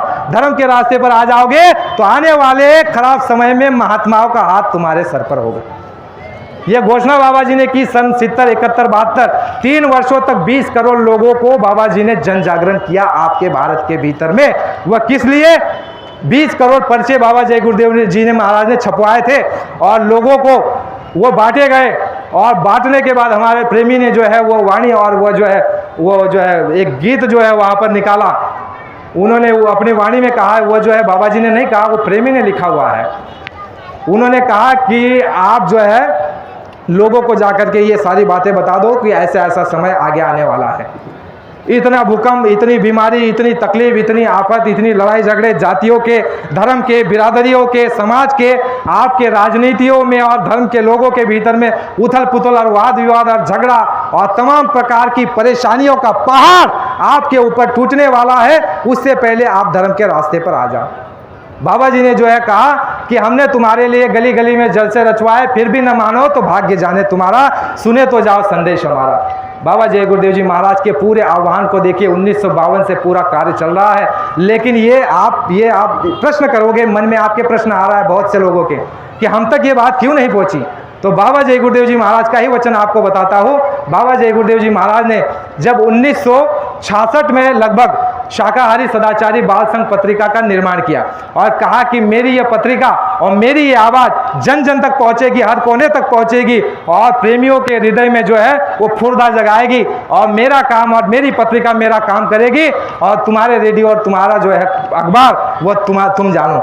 यानी बाबा जय गुरुदेव जी महाराज ने सत्संग में ये भी कहा कि तुम अगर मेरी बात पर अगर पर्दा डालना चाहो, दबाना चाहो, छुपाना चाहो तो अब ये छुपने वाला नहीं है, क्योंकि ये उस मालिक की मर्जी है कि धर्म की स्थापना होकर के रहेगी, चाहे तुम जितने मेरी बातों को दबाओ। तो समझने का प्रयास करो, बातों को दबाया गया, छुपाया गया ताकि बाबा जय गुरुदेव जी की बातों को लोगों तक नहीं पहुंचाया जाए, न मालूम पड़े। उसका आप निकाल लेना कि ऐसा क्यों हुआ है। देख लीजिए आप मीडिया जगत में बाबा जी की खबर आप नहीं आएगी। लेकिन बाबा जय गुरुदेव जी महाराज ने कहा कि बच्चों, मैं अपने बच्चों के पेट को प्रेस बना दूंगा और मुख को अखबार बना दूंगा और मेरी बात जो है हर आदमी और हर देवी और बच्चों तक पहुंचेगी। मेरे काम को कोई रोक नहीं सकता और मेरे काम को कोई कर नहीं सकता। बाबा जी ने कहा है बच्चा तुम मेरी ओर से निश्चिंत हो जाओ। बाबा जी ने कहा पुराने राजनेताओं ने मुझे आजमा करके देख लिया है, तुम मेरी ओर से निश्चित हो जाओ, ऐसा कोई बम गोला बारूद नहीं बना है जो मुझे मार सकता है। बाबा जी ने कहा है बच्चा, ऐ देवियों पुरुषों, तुमने सभी महात्माओं को सताया, कबीर को, नानक को, पलटू को, रैदास को और मोहम्मद साहब को, लेकिन तुम इस दाढ़ी वाले बाबा का बाल बाका नहीं कर सकते। ये बाबा जी ने कहा हुआ है, दाढ़ी वाले बाबा का तुम बाल बाका नहीं कर सकते हो, चाहे जितना तोड़ लगा लो, जोर लगा लो, चाहे जितनी राजनीति कर लो, चाहे जितना जो है छीना झपटी कर लो। बाबा जी ने कहा कि मेरा काम रुकने वाला, काम को समझिए। 1970, 71, 72 को देखो, 20 करोड़ लोगों का जन जागरण। आप साधारण बात समझ रहे हो? साधारण बात नहीं है। बाबा जी ने जो है पैदल चलते थे, साइकिल से चलते थे। ऐसी परिस्थिति में बाबा जी ने संगत को खड़ा किया, देश और दुनिया के अंदर में धर्म को जागरूक किया। उस समय कोई नाम लेवा नहीं था। उठा करके देख लो, बाबा जय गुरुदेव जी महाराज जिस समय ऐसा आह्वान और घोषणा करते थे, सरकारों के सामने भी कोई ऐसा जो है विरोधी नहीं था जो सरकारों का विरोध कर सके। विपक्ष नाम की कोई चीज नहीं थी। उस समय पर बाबा जय गुरुदेव जी महाराज बहुमत की सरकार के सामने खड़े रहते थे। ऐ बच्ची, तू ब्राह्मण समाज की है, तुझे ये शोभा नहीं देता गर्भपात करना, नसबंदी करना, और तू लोगों को हिजड़ा बना रही है। अगर तुम जो है बच्चे का आने का रास्ता बंद कर दोगे तो मैं आसमान से बच्चों को गिरा दूंगा। ये तो आपके और हमारे महात्मा जो भारत में अवतार लिए हैं वो बता रहे हैं, लेकिन फिर भी आप और हम सो रहे हैं। अगर तुम आने के रास्तों को बंद कर दोगे तो मैं आसमान से बच्चा गिरा दूंगा। लेकिन अभी आबादी रुकने वाले, बहुत तोड़ लगाया, बहुत जोर लगाया, नसबंदियां की और कई लोगों को जो अगर मुपात करवाए गए सरकारी नियमों के द्वारा कि भाई पैसे ले लो, ये ले लो, वो ले लो, लेकिन आबादी रुकी, फेल हो गए। बाबा जी के संकल्प के सामने, उनके सूत्र के सामने सभी आपकी योजना, सभी यंत्र और तंत्र फेल हो गए। ये क्यों हो रहा है? बाबा जी ने कहा है बच्चा आप नहीं जानते हो, बड़ी बड़ी शक्तियां वहां पर मौजूद है मंडलों में, और वो इस परिवर्तन के समय नीचे आना चाहती है और उनको नीचे उतारा जा रहा है। महात्मा उनको नीचे उतार रहे हैं, और जिन महात्माओं ने जीवात्माओं पर 84 के जीवात्माओं पर संस्कार डाले, महात्मा जिस पेड़ का जो है फल खा लेते हैं, उस पेड़ को जो है 84 से छुड़ा करके मनुष्य शरीर दिला देते हैं। महात्मा अगर जल में यानी नदी में पाँव लगा करके बैठ जाए, छुआ दे, तो जितने भी वो स्पर्श करेंगे वो सभी को मनुष्य शरीर मिल जाता है। तो ऐसे जो है कितने संस्कार महात्माओं ने डाल दिए जीवात्माओं पर, जो मनुष्य शरीर के अधिकारी हो गए। ऐ बच्चे तू चाहे जितना जोर लगा ले, लेकिन अभी आबादी रुकने वाले नहीं है। बाबा जी ने सन 1980 में घोषणा की थी कि लोगों ने और इन व्यवस्था करने वालों ने आपकी जनगणना में चोरी की है, चोरी की है। बाबा जी ने कहा कि 1980 में 82 में बाबा जी ने कहा कि 2 अरब की आबादी आपके भारत की 2 अरब की आबादी इन्होंने जो है गणना में चोरी की है। ये जानते हैं इतनी है। वह क्यों की है? क्योंकि अगर ये बता दे कि 2 अरब की हमारी आबादी है तो इनको व्यवस्था उतनी देनी, उतनी बस, उतनी ट्रेनें, उतनी पाठशाला, उतनी विद्यालय और उतने आपको जो है साजो सामान वो आपको देना पड़ेगा। इसलिए इन्होंने चोरी की है। और ये जो है जनता की जो है मर्द गणना की चोरी, ये बहुत बड़ा अपराध है। तो जनगणना करने के बाद भी ये मालूम पड़ता है कि बहुत सारी हमारी आपकी आबादी है। वो किस लिए, आप बात को समझो। बाबा जय गुरुदेव जी महाराज ने सन 70, 71, 72 को जो है ये कार्य किया, जन जागरण का, धर्म का प्रचार किया, 20 करोड़ लोगों का जन जागरण किया। उसके बाद देखिए उस समय में, थोड़ा समय हो जाएगा माफ़ कीजिए, उस समय पर क्या हुआ, एक बार जरा जोर से मालिक के नाम का उच्चारण कीजिए। जय गुरुदेव।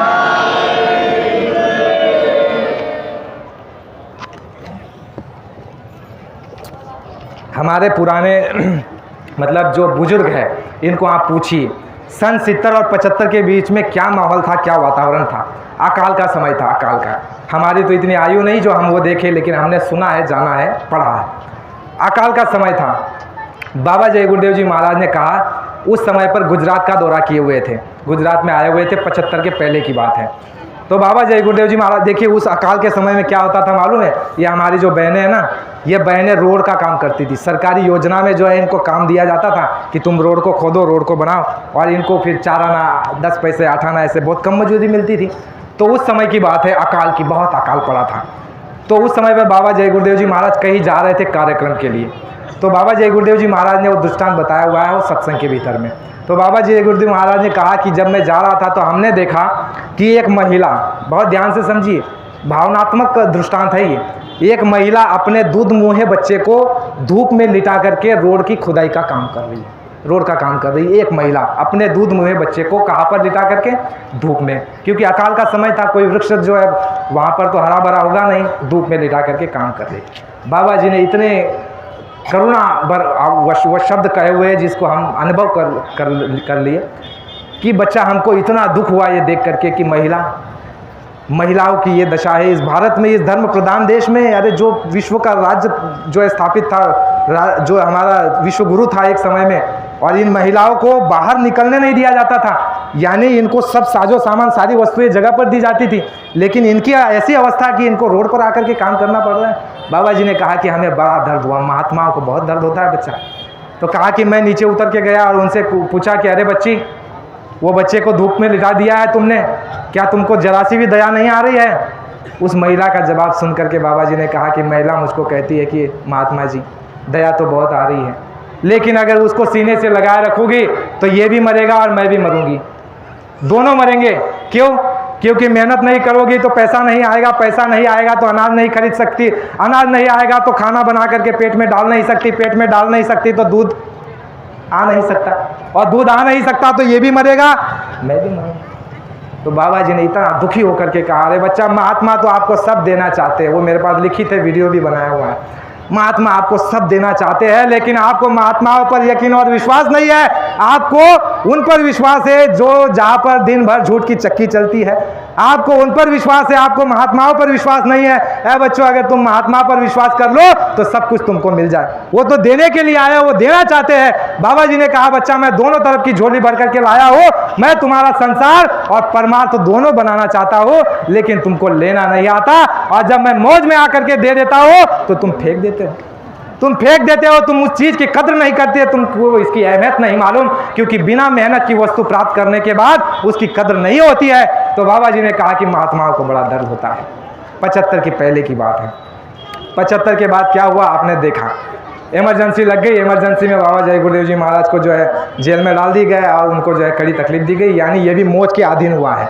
मौत के अधीन इसलिए बता रहा हूँ क्योंकि एक समय पूर्व में 500 वर्ष 400 वर्ष पहले नानक साहब के समय भी ऐसा समय आया था। तो उन्होंने जीवात्माओं के लिए जेल में जाकर के चक्की पीसी थी, मनुष्यों के लिए, जीवात्माओं के लिए उन्होंने चक्की पीसी थी। वरना किसी की औकात और हैसियत नहीं है, ताकत नहीं है कि महात्मा को छू ले। लेकिन महात्मा कहते हैं वो उदार, वो परमार्थ के कारण, जीवों के कारण वो अपने शरीर को चंदन के भांति खपाते हैं। देखिए, पलटू साहब को जला दिया गया और शम्स तबरेज की खाल खिंचवा ली। ईसा मसीहा को जो है आपने जो उस पर लटका दिया, लेकिन कुछ नहीं बोले।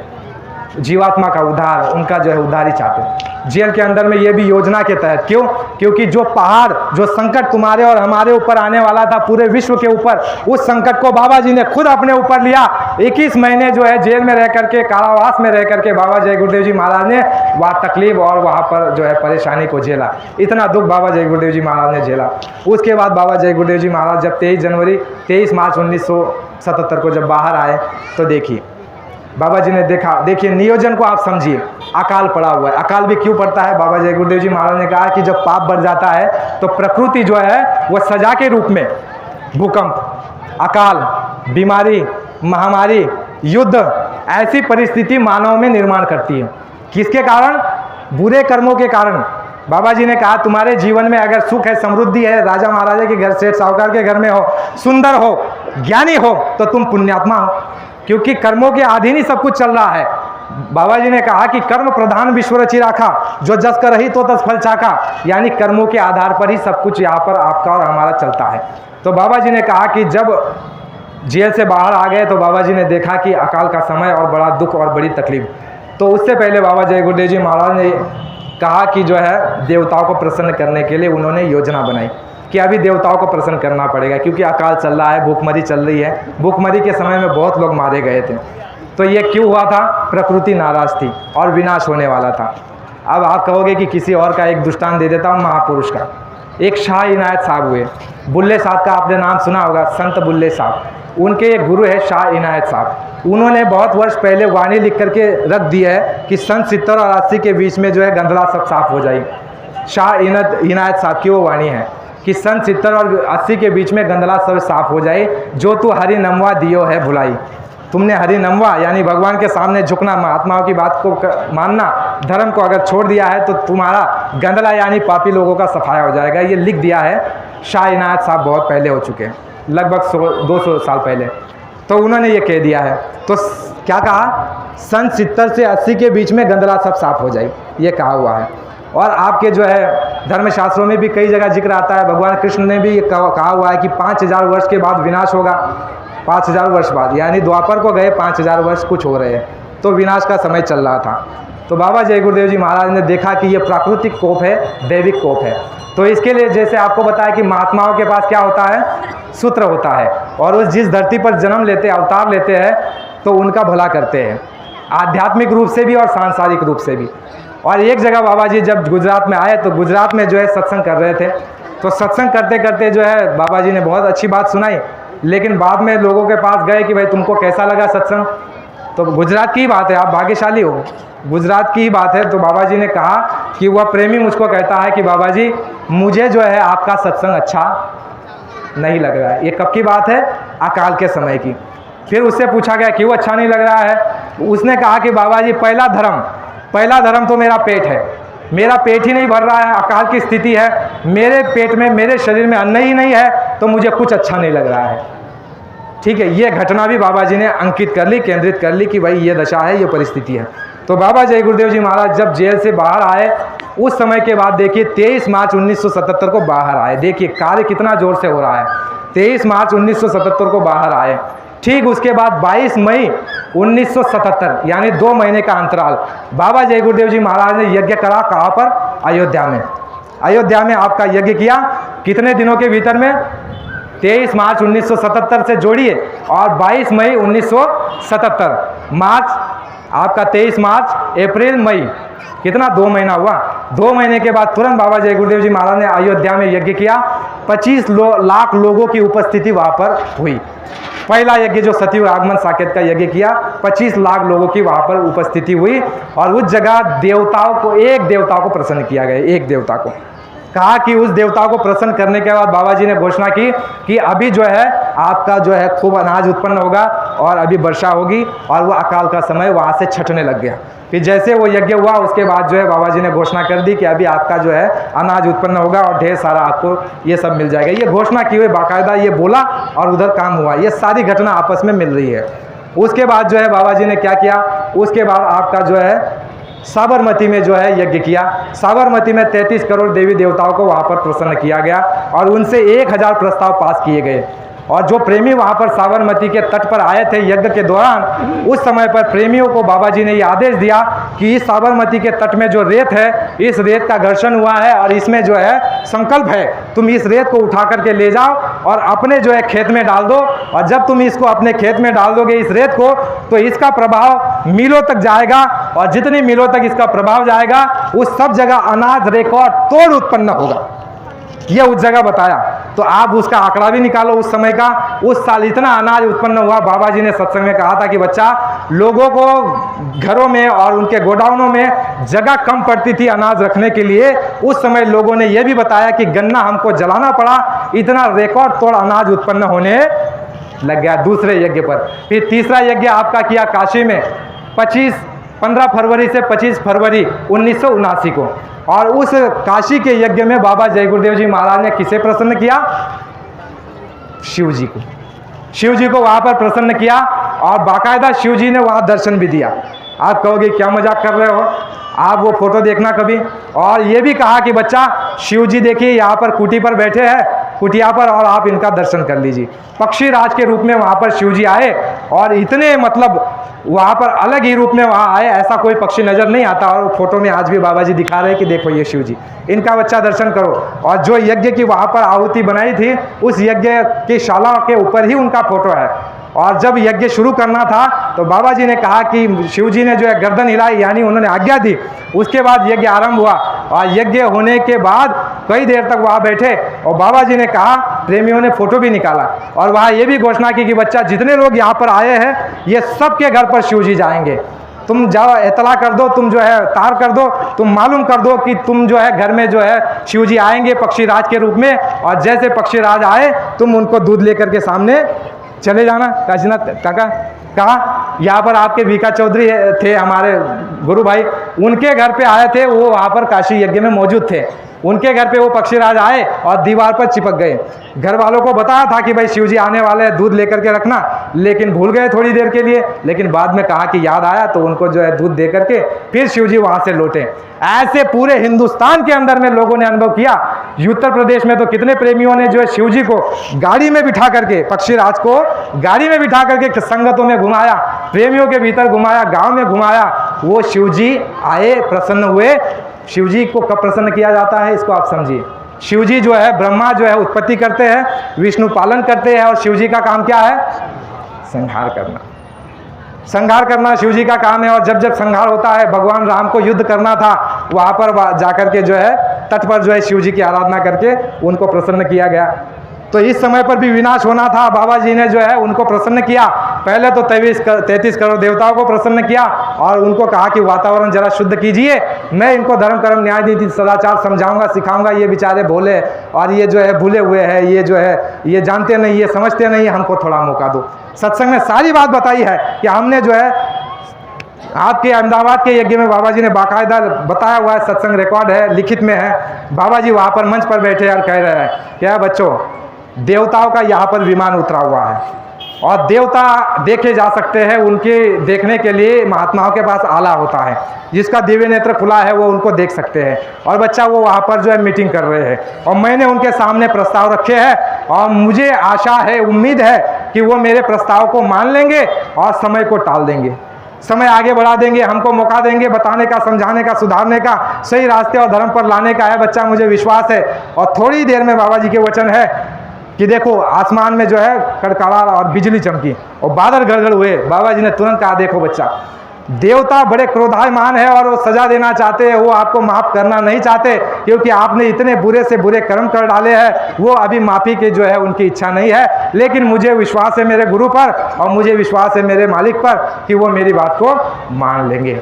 और थोड़ी देर बाद अगले पन्ने पर कहते हैं कि उन्होंने हमारी बात को मान लिया है और 1000 प्रस्ताव पास हो गए। उनमें से 5 प्रस्ताव बाबा जय गुरुदेव जी महाराज ने उस जगह बताए।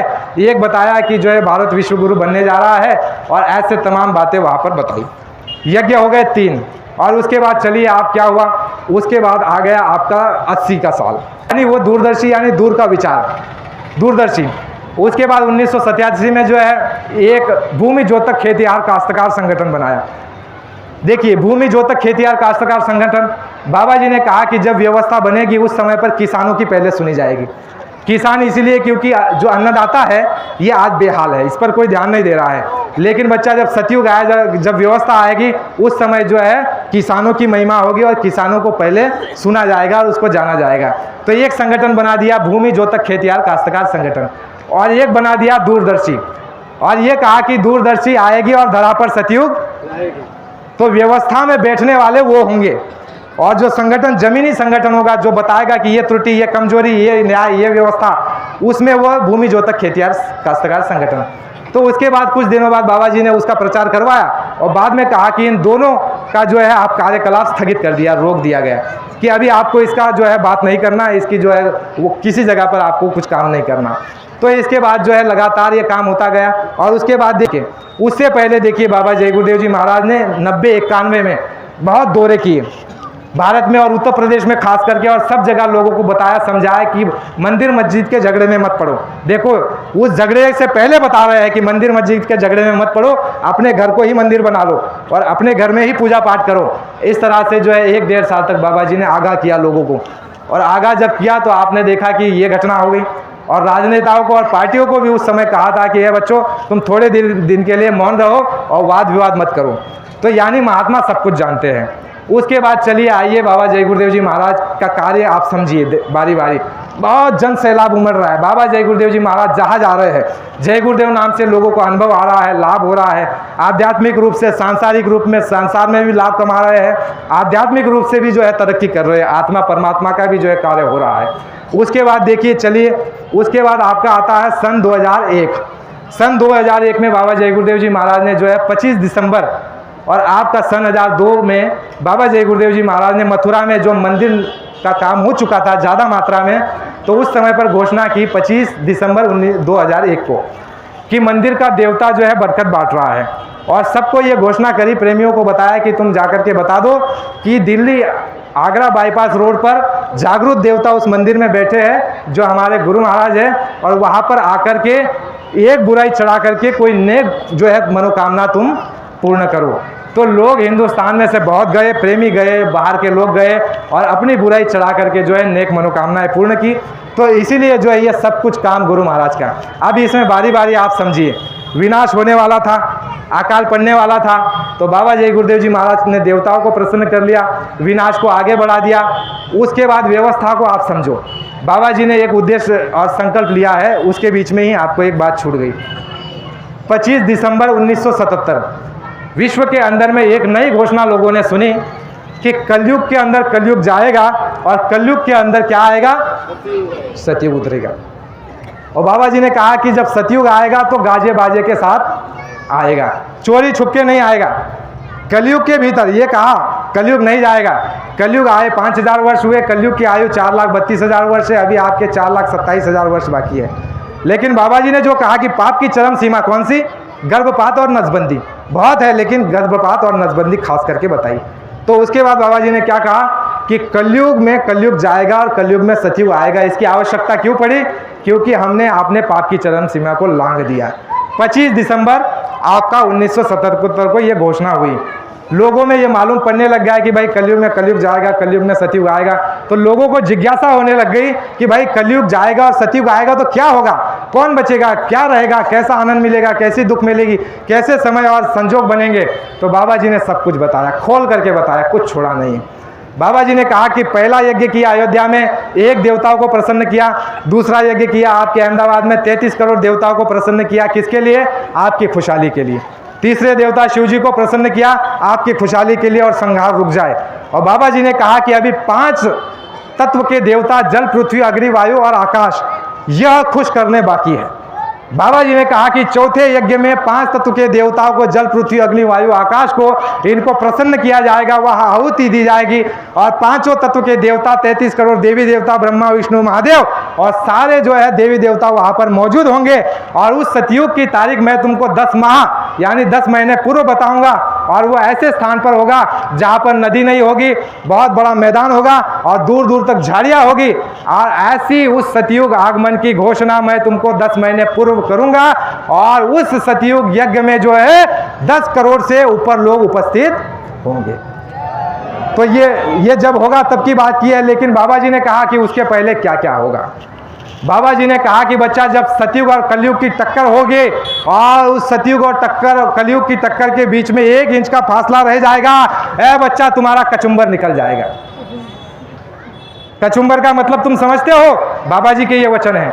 अरे बच्चा, कचुम्बर का मतलब तुम समझते हो? बाबा जी ने कहा कचुम्बर का मतलब है जैसे रास्ते में कोई जा रहा है और एक्सीडेंट हो गया और उसकी आते बाहर आ गई, उसको कचुम्बर कहते हैं। ऐसी दशा, ऐसी परिस्थिति और ऐसी आफत, ऐसी तकलीफ आने वाली है। बाबा जी ने कहा बच्चा इसलिए क्योंकि जब कलयुग जाएगा तो ऐसे चोरी छुप के नहीं जाएगा और मौन होकर के नहीं जाएगा। वो तुमसे अपना कर्जा मांगेगा, तुमसे कर्म कर्जा मांगेगा। तुमने जो अपने जीवन काल में चोरी की, ठगी की, बेईमानी की, घुसखोरी की और तुमने जो है कई तरह के अपराध किए और कई तरह से लोगों को सताया, रुलाया और तड़पाया, और तुमने मांस खाया, तुमने शराब पी और तुमने माँ बहनों पर बुरी निगाह डाली, ये सब जितने भी तुमने कर्म किए वो सब तुम्हारे सर पर लदे और लाद दी गए हैं। और ये लदने के बाद बाबा जी ने कहा कि ये क्या होता है, जब पाप का बोझा होता है तो अच्छी बात किसी को समझ में नहीं आती। बाबा जी इतने वर्षों से चिल्ला रहे, बता रहे, लेकिन किसी की कान में जू नहीं रेंग रही। जिसको समझना था, जो संस्कारी थे, जो महान आत्माएं थी और जिनके अंदर कुछ तो संस्कार था, कुछ इच्छा थी, जिज्ञासा थी, तड़प थी, वो तो जुड़ गए, रास्ते पर आ गए, शाकाहारी बन गए। आखिर में ये बता दिया कि कुछ ना कर सको तो चलो शाकाहारी हो जाओ। ये तो आपका मूल मंत्र दे दिया बाबा जी ने कि भाई चलो कुछ नहीं कर सकते हो तो शाकाहारी हो जाओ। तो ये मूल मंत्र किसका है? किसी साधारण मनुष्य का नहीं है, ये महात्मा का मूल मंत्र है। और महात्मा इस सूत्र से आपको बचाना चाहते हैं कि जब आप पर आफत आएगी तो महात्मा उससे कहेंगे कि रुक जाइए, इसने मेरी एक बात को माना है। आप एक बात मान लोगे तो आने वाले इतने खराब समय में आपकी रक्षा होगी, और जो लाभ आप शाकाहारी होकर के जो लाभ कमाओगे वो तो अलग लाभ है। तो बाबा जय गुरुदेव जी महाराज ने 2010 में प्रेमियों को आदेश देकर के कहा कि गांव और कस्बों में हर एक आदमी तक ये बात पहुंचा दो कि शाकाहारी हो जाओ, नहीं कुछ कर सकते हो तो शाकाहारी हो जाओ। देखो, पहले नामदान ले लो, प्रभु प्राप्ति कर लो। जिसमें जिज्ञासा और कर्म थे, जो शुभ अच्छी आत्माएं थी, उन्होंने नामदान ले लिया। दूसरा, बाबा जी ने कहा कि जो नामदान लेकर के साधना नहीं कर सकते, उनको कहा तुम धर्म पर आ जाओ। तीसरा, चलो जो धर्म ज़्यादा जानता भी नहीं है, चलो तुम शाकाहारी हो जाओ। बात को आप समझिए, आपको बचाना चाहते हैं और इस सृष्टि का जो है पुनर् अच्छा वातावरण बनाना चाहते हैं, सतयुग ला करके आपको खुशहाली लाना चाहते हैं, आपको जो है लाभ देना चाहते हैं। बाबा जी ने कहा कि सतयुग कैसा होगा। आप सोचते हो कि चलो भाई बुराई बताई, तकलीफ भी बताई, परेशानी बताई, तो अच्छी बात बताओ। तो बाबा जी ने कहा कि सतयुग जब आएगा तो क्या होगा। सतयुग जब धरती पर आएगा तो है बच्चों, बाबा जी ने कहा सतयुग जब धरती पर आएगा तो यह जो धरती है, ये अपने आंचल में जो इसने हीरे मोती पोखराज पन्ना सोना चांदी जो छुपा करके रखा है, वह इसीलिए क्योंकि आप बेईमान हो गए। स्पष्ट शब्दों में कहा, आपके अंदर बेईमानी आ गई। आप बेईमान नहीं हो, लेकिन बेईमानी आ गई क्योंकि शिक्षा ऐसी दे दी गई। लेकिन जब सतयुग आ जाएगा, अच्छे लोग रहेंगे, अच्छे वातावरण रहेगा, तो यही धरती माता जो आपको सब कुछ दे रही है, लेकिन आपको उसकी कदर नहीं है। कौन ऐसा आदमी है जो उठ करके धरती को पहले प्रणाम करे? धरती तो सब कुछ दे रही है। अरे अन्न दे रही है, आपको ठहरने के लिए जगह दे रही है। धरती मान लीजिए आपको कह दे कि तुझे जमीन पर पैर नहीं रखना, क्या होगा? धरती कहेगी कि मुझे अन्न नहीं देगा तो क्या होगा? लेकिन किसी का महत्व हमने नहीं जाना। तो बाबा जी ने कहा इसलिए क्योंकि आपके अंदर बेईमानी घर कर गई, इसीलिए धरती जो देती थी, जो माँ है, जो सब कुछ जो लुटाती है महात्माओं की तरह, उसने क्या किया, आपकी बेईमानी को देख करके उसने जो अपने आंचल में सब कुछ जो है समेट लिया। लेकिन जब तुम ईमानदार और सच्चे, नेक, शाकाहारी, सदाचारी और भक्त बन जाओगे और तुम्हारे अंदर में जब नैतिकता आ जाएगी, सदाचार आ जाएगा, उस समय यह धरती जो अपने आंचल में सोना, हीरे, मोती, चांदी और पोखराज और पन्ने जो उसने छुपा करके रखे हैं, वो ऐसे फेंकेगी। बाबा जी ने कहा कि वो ऐसे फेंकेगी, उछालेगी। और उस समय बाबा जी ने कहा 30 और 32 रुपया तोला सोना बिकेगा। सतयुग में 30 और 32 रुपया तोला सोना बिकेगा। और ये बहनों की जो चूड़ियाँ है, कांच की चूड़ियाँ हट जाएगी और ये सारे सोने की चूड़ियाँ पहनने लग जाएगी। और उन सोने की चूड़ियों में जो है हीरे, मोती, पोखराज, पन्ने गड़े होंगे। ऐसा समय आएगा, लेकिन बाबा जी ने कहा कि नेक कर्म करो और धीरज धरो, वरना कुदरत का थप्पड़ तुमको लग जाएगा। है बच्चा, बाबा जी ने कहा कुदरत के थप्पड़ ऐसा होता है कि उसमें आवाज़ नहीं होती है। आपने एक ही थप्पड़ देखा है, कोरोना और बीमारी। कई दिनों से हमारे ये प्रेमी बेचारे चिल्ला रहे हैं कि शाकाहारी हो जाओ, आने वाली आफतों से बचने के लिए, बीमारियों से बचने के लिए तुम अपने घर के बाहर एमडी को बिठा करके रखो और एमबीबीएस को बिठा करके रखो, तो भी वो तुमको बचा नहीं पाएगा। पैसों की गड्डी लगा दो। ये तो हम और आप प्रचार करते रहे सत्संगी, हम भी तो सूरत में ही थे, अभी थोड़े दिन से ही गाँव गए हैं। ये हमने कहा हुआ है कि आपके घरों में एमडी बिठा लो, एमबीबीएस बैठा लो, आपको कोई बचाने वाला नहीं है। लेकिन देखो किसी की कान में जुई नहीं रहेंगी। जिसको जो करना था वो करते रहा, अपने मौज में, मस्ती में, खाने और पीने में। अरे कुछ ऐसा होने वाला नहीं है। लेकिन जब डंडा पड़ा तो माँ अपने बच्चे का चेहरा नहीं देख पाई, पिता अपने बच्चे का चेहरा नहीं देख पाया। चेहरा बिना देखे ही उनको वहाँ दफना दिया, फूंक दिया और उनकी राख हो गई। ऐसी परिस्थिति आपने देखी। इसलिए प्रेमियों, कुल मिलाकर के सार को समझो। बाबा जी ने बहुत सत्संग सुनाया, वक्ताओं ने भी बहुत सुनाया। हम कुछ नहीं सुना सकते, हम कुछ नहीं जानते हैं, हम तो सबसे छोटे हैं। लेकिन मूल चीज़ें आपको ये बताने का प्रयास किया गया कि जो होने वाला था, गुरु ने, इस महात्मा ने अपने ऊपर ले लिया। कष्ट सहा, तकलीफ सही, और आज भी तकलीफ झेल रहे हैं। किसके लिए? आपके लिए, क्योंकि आप उनके अंश हो, वो आपके अंशी है। इसीलिए अब माँ बाप बैठे हुए, इनके बच्चे को अगर कोई मारेगा, सताएगा, तो माँ बाप को कितना कष्ट होगा। पड़ोसी को कष्ट नहीं होगा? पड़ोसी के सामने कत्ल कर दो, कुछ बोलने वाला नहीं है। क्यों नहीं बोलेगा? क्योंकि आपका उससे रिश्ता नहीं है, आपका उससे कोई ऐसा प्रेम वाला व्यवहार नहीं है। लेकिन जिसका बच्चा है, उसका हृदय कांप जाएगा, उसका हृदय कांप जाएगा, और जितनी ताकत और शक्ति होगी वो लगाएगा। तो संत सदगुरु हमारे सच्चे पिता है, जीवात्मा का पिता है, क्योंकि उस सतपुरुष के वो जो है अवतार है। इसलिए वो आपके और हमारे लिए मेहनत कर रहे हैं और कह रहे हैं कि सतयुग आएगा, और उस सतयुग में कौन रहेगा? जो शाकाहारी, सदाचारी और जो अच्छे गुणों को अपनाएगा, जो धर्म पर रहेगा। तुम आखिर में किसी न किसी महात्माओं की शरण ले लो, आने वाले समय में तुम्हारी संकट में रक्षा और हिफाजत हो जाएगी। तो प्रेमियों, हमें लगता है समय ज़्यादा हो गया, इसलिए जो बातें आपको यहाँ बताई गई, हमारी कोई बात नहीं, सारी गुरु महाराज की ये बात है और आपके जीवन में काम आने वाली बात है। इसलिए आपसे आग्रह करेंगे, आपका छोटा भाई, बालक बच्चा समझ करके आग्रह को आप स्वीकार करिएगा कि जो गुरु भाई है वो तो संकल्प इस वर्ष लेंगे कि भाई हम इस वर्ष से 2023 है ना, तो 3 तरह के संकल्प हमको लेने हैं। पहला संकल्प क्या लेना है? पहला संकल्प कि हम क्या करेंगे? साधन भजन को बढ़ाएंगे, साधन भजन पर जोर देंगे। दूसरा संकल्प क्या लेंगे कि हम आपस में, एक परिवार है जय गुरुदेव का, आपस में प्रेम से रहेंगे, भाईचारे से रहेंगे, बंधुत्व से रहेंगे। एक ही की ताकत बहुत बड़ी है। ये दूसरा काम करेंगे। और तीसरा काम, उस महात्मा का इंतज़ार, वो आएंगे, रुकने वाले नहीं हैं।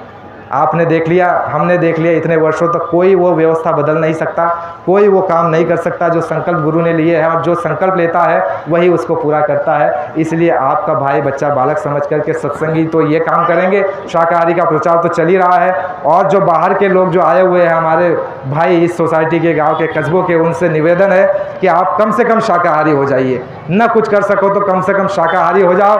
फूल नहीं तो फूल की पंखड़ी सही, लेकिन आपको भी उससे लाभ होगा, हानि होने वाली नहीं है। और अच्छे समाज का निर्माण करने में हम आप सभी अपना सहयोग दें, चाहे धन का हो, चाहे मन का हो, चाहे शरीर का हो। ये आपसे एक छोटा भाई विनम्र प्रार्थना करता है। अगर भूल चूक हुई हो तो उसके लिए आप मुझे क्षमा करते रहेंगे हमेशा। अंत में मालिक के नाम का बड़ा प्रेम प्यार से हम सभी उच्चारण करेंगे। जय गुरुदेव। प्रेम से बोलिए जय किसका? प्रभु का इस कलयुग में मददगार नाम।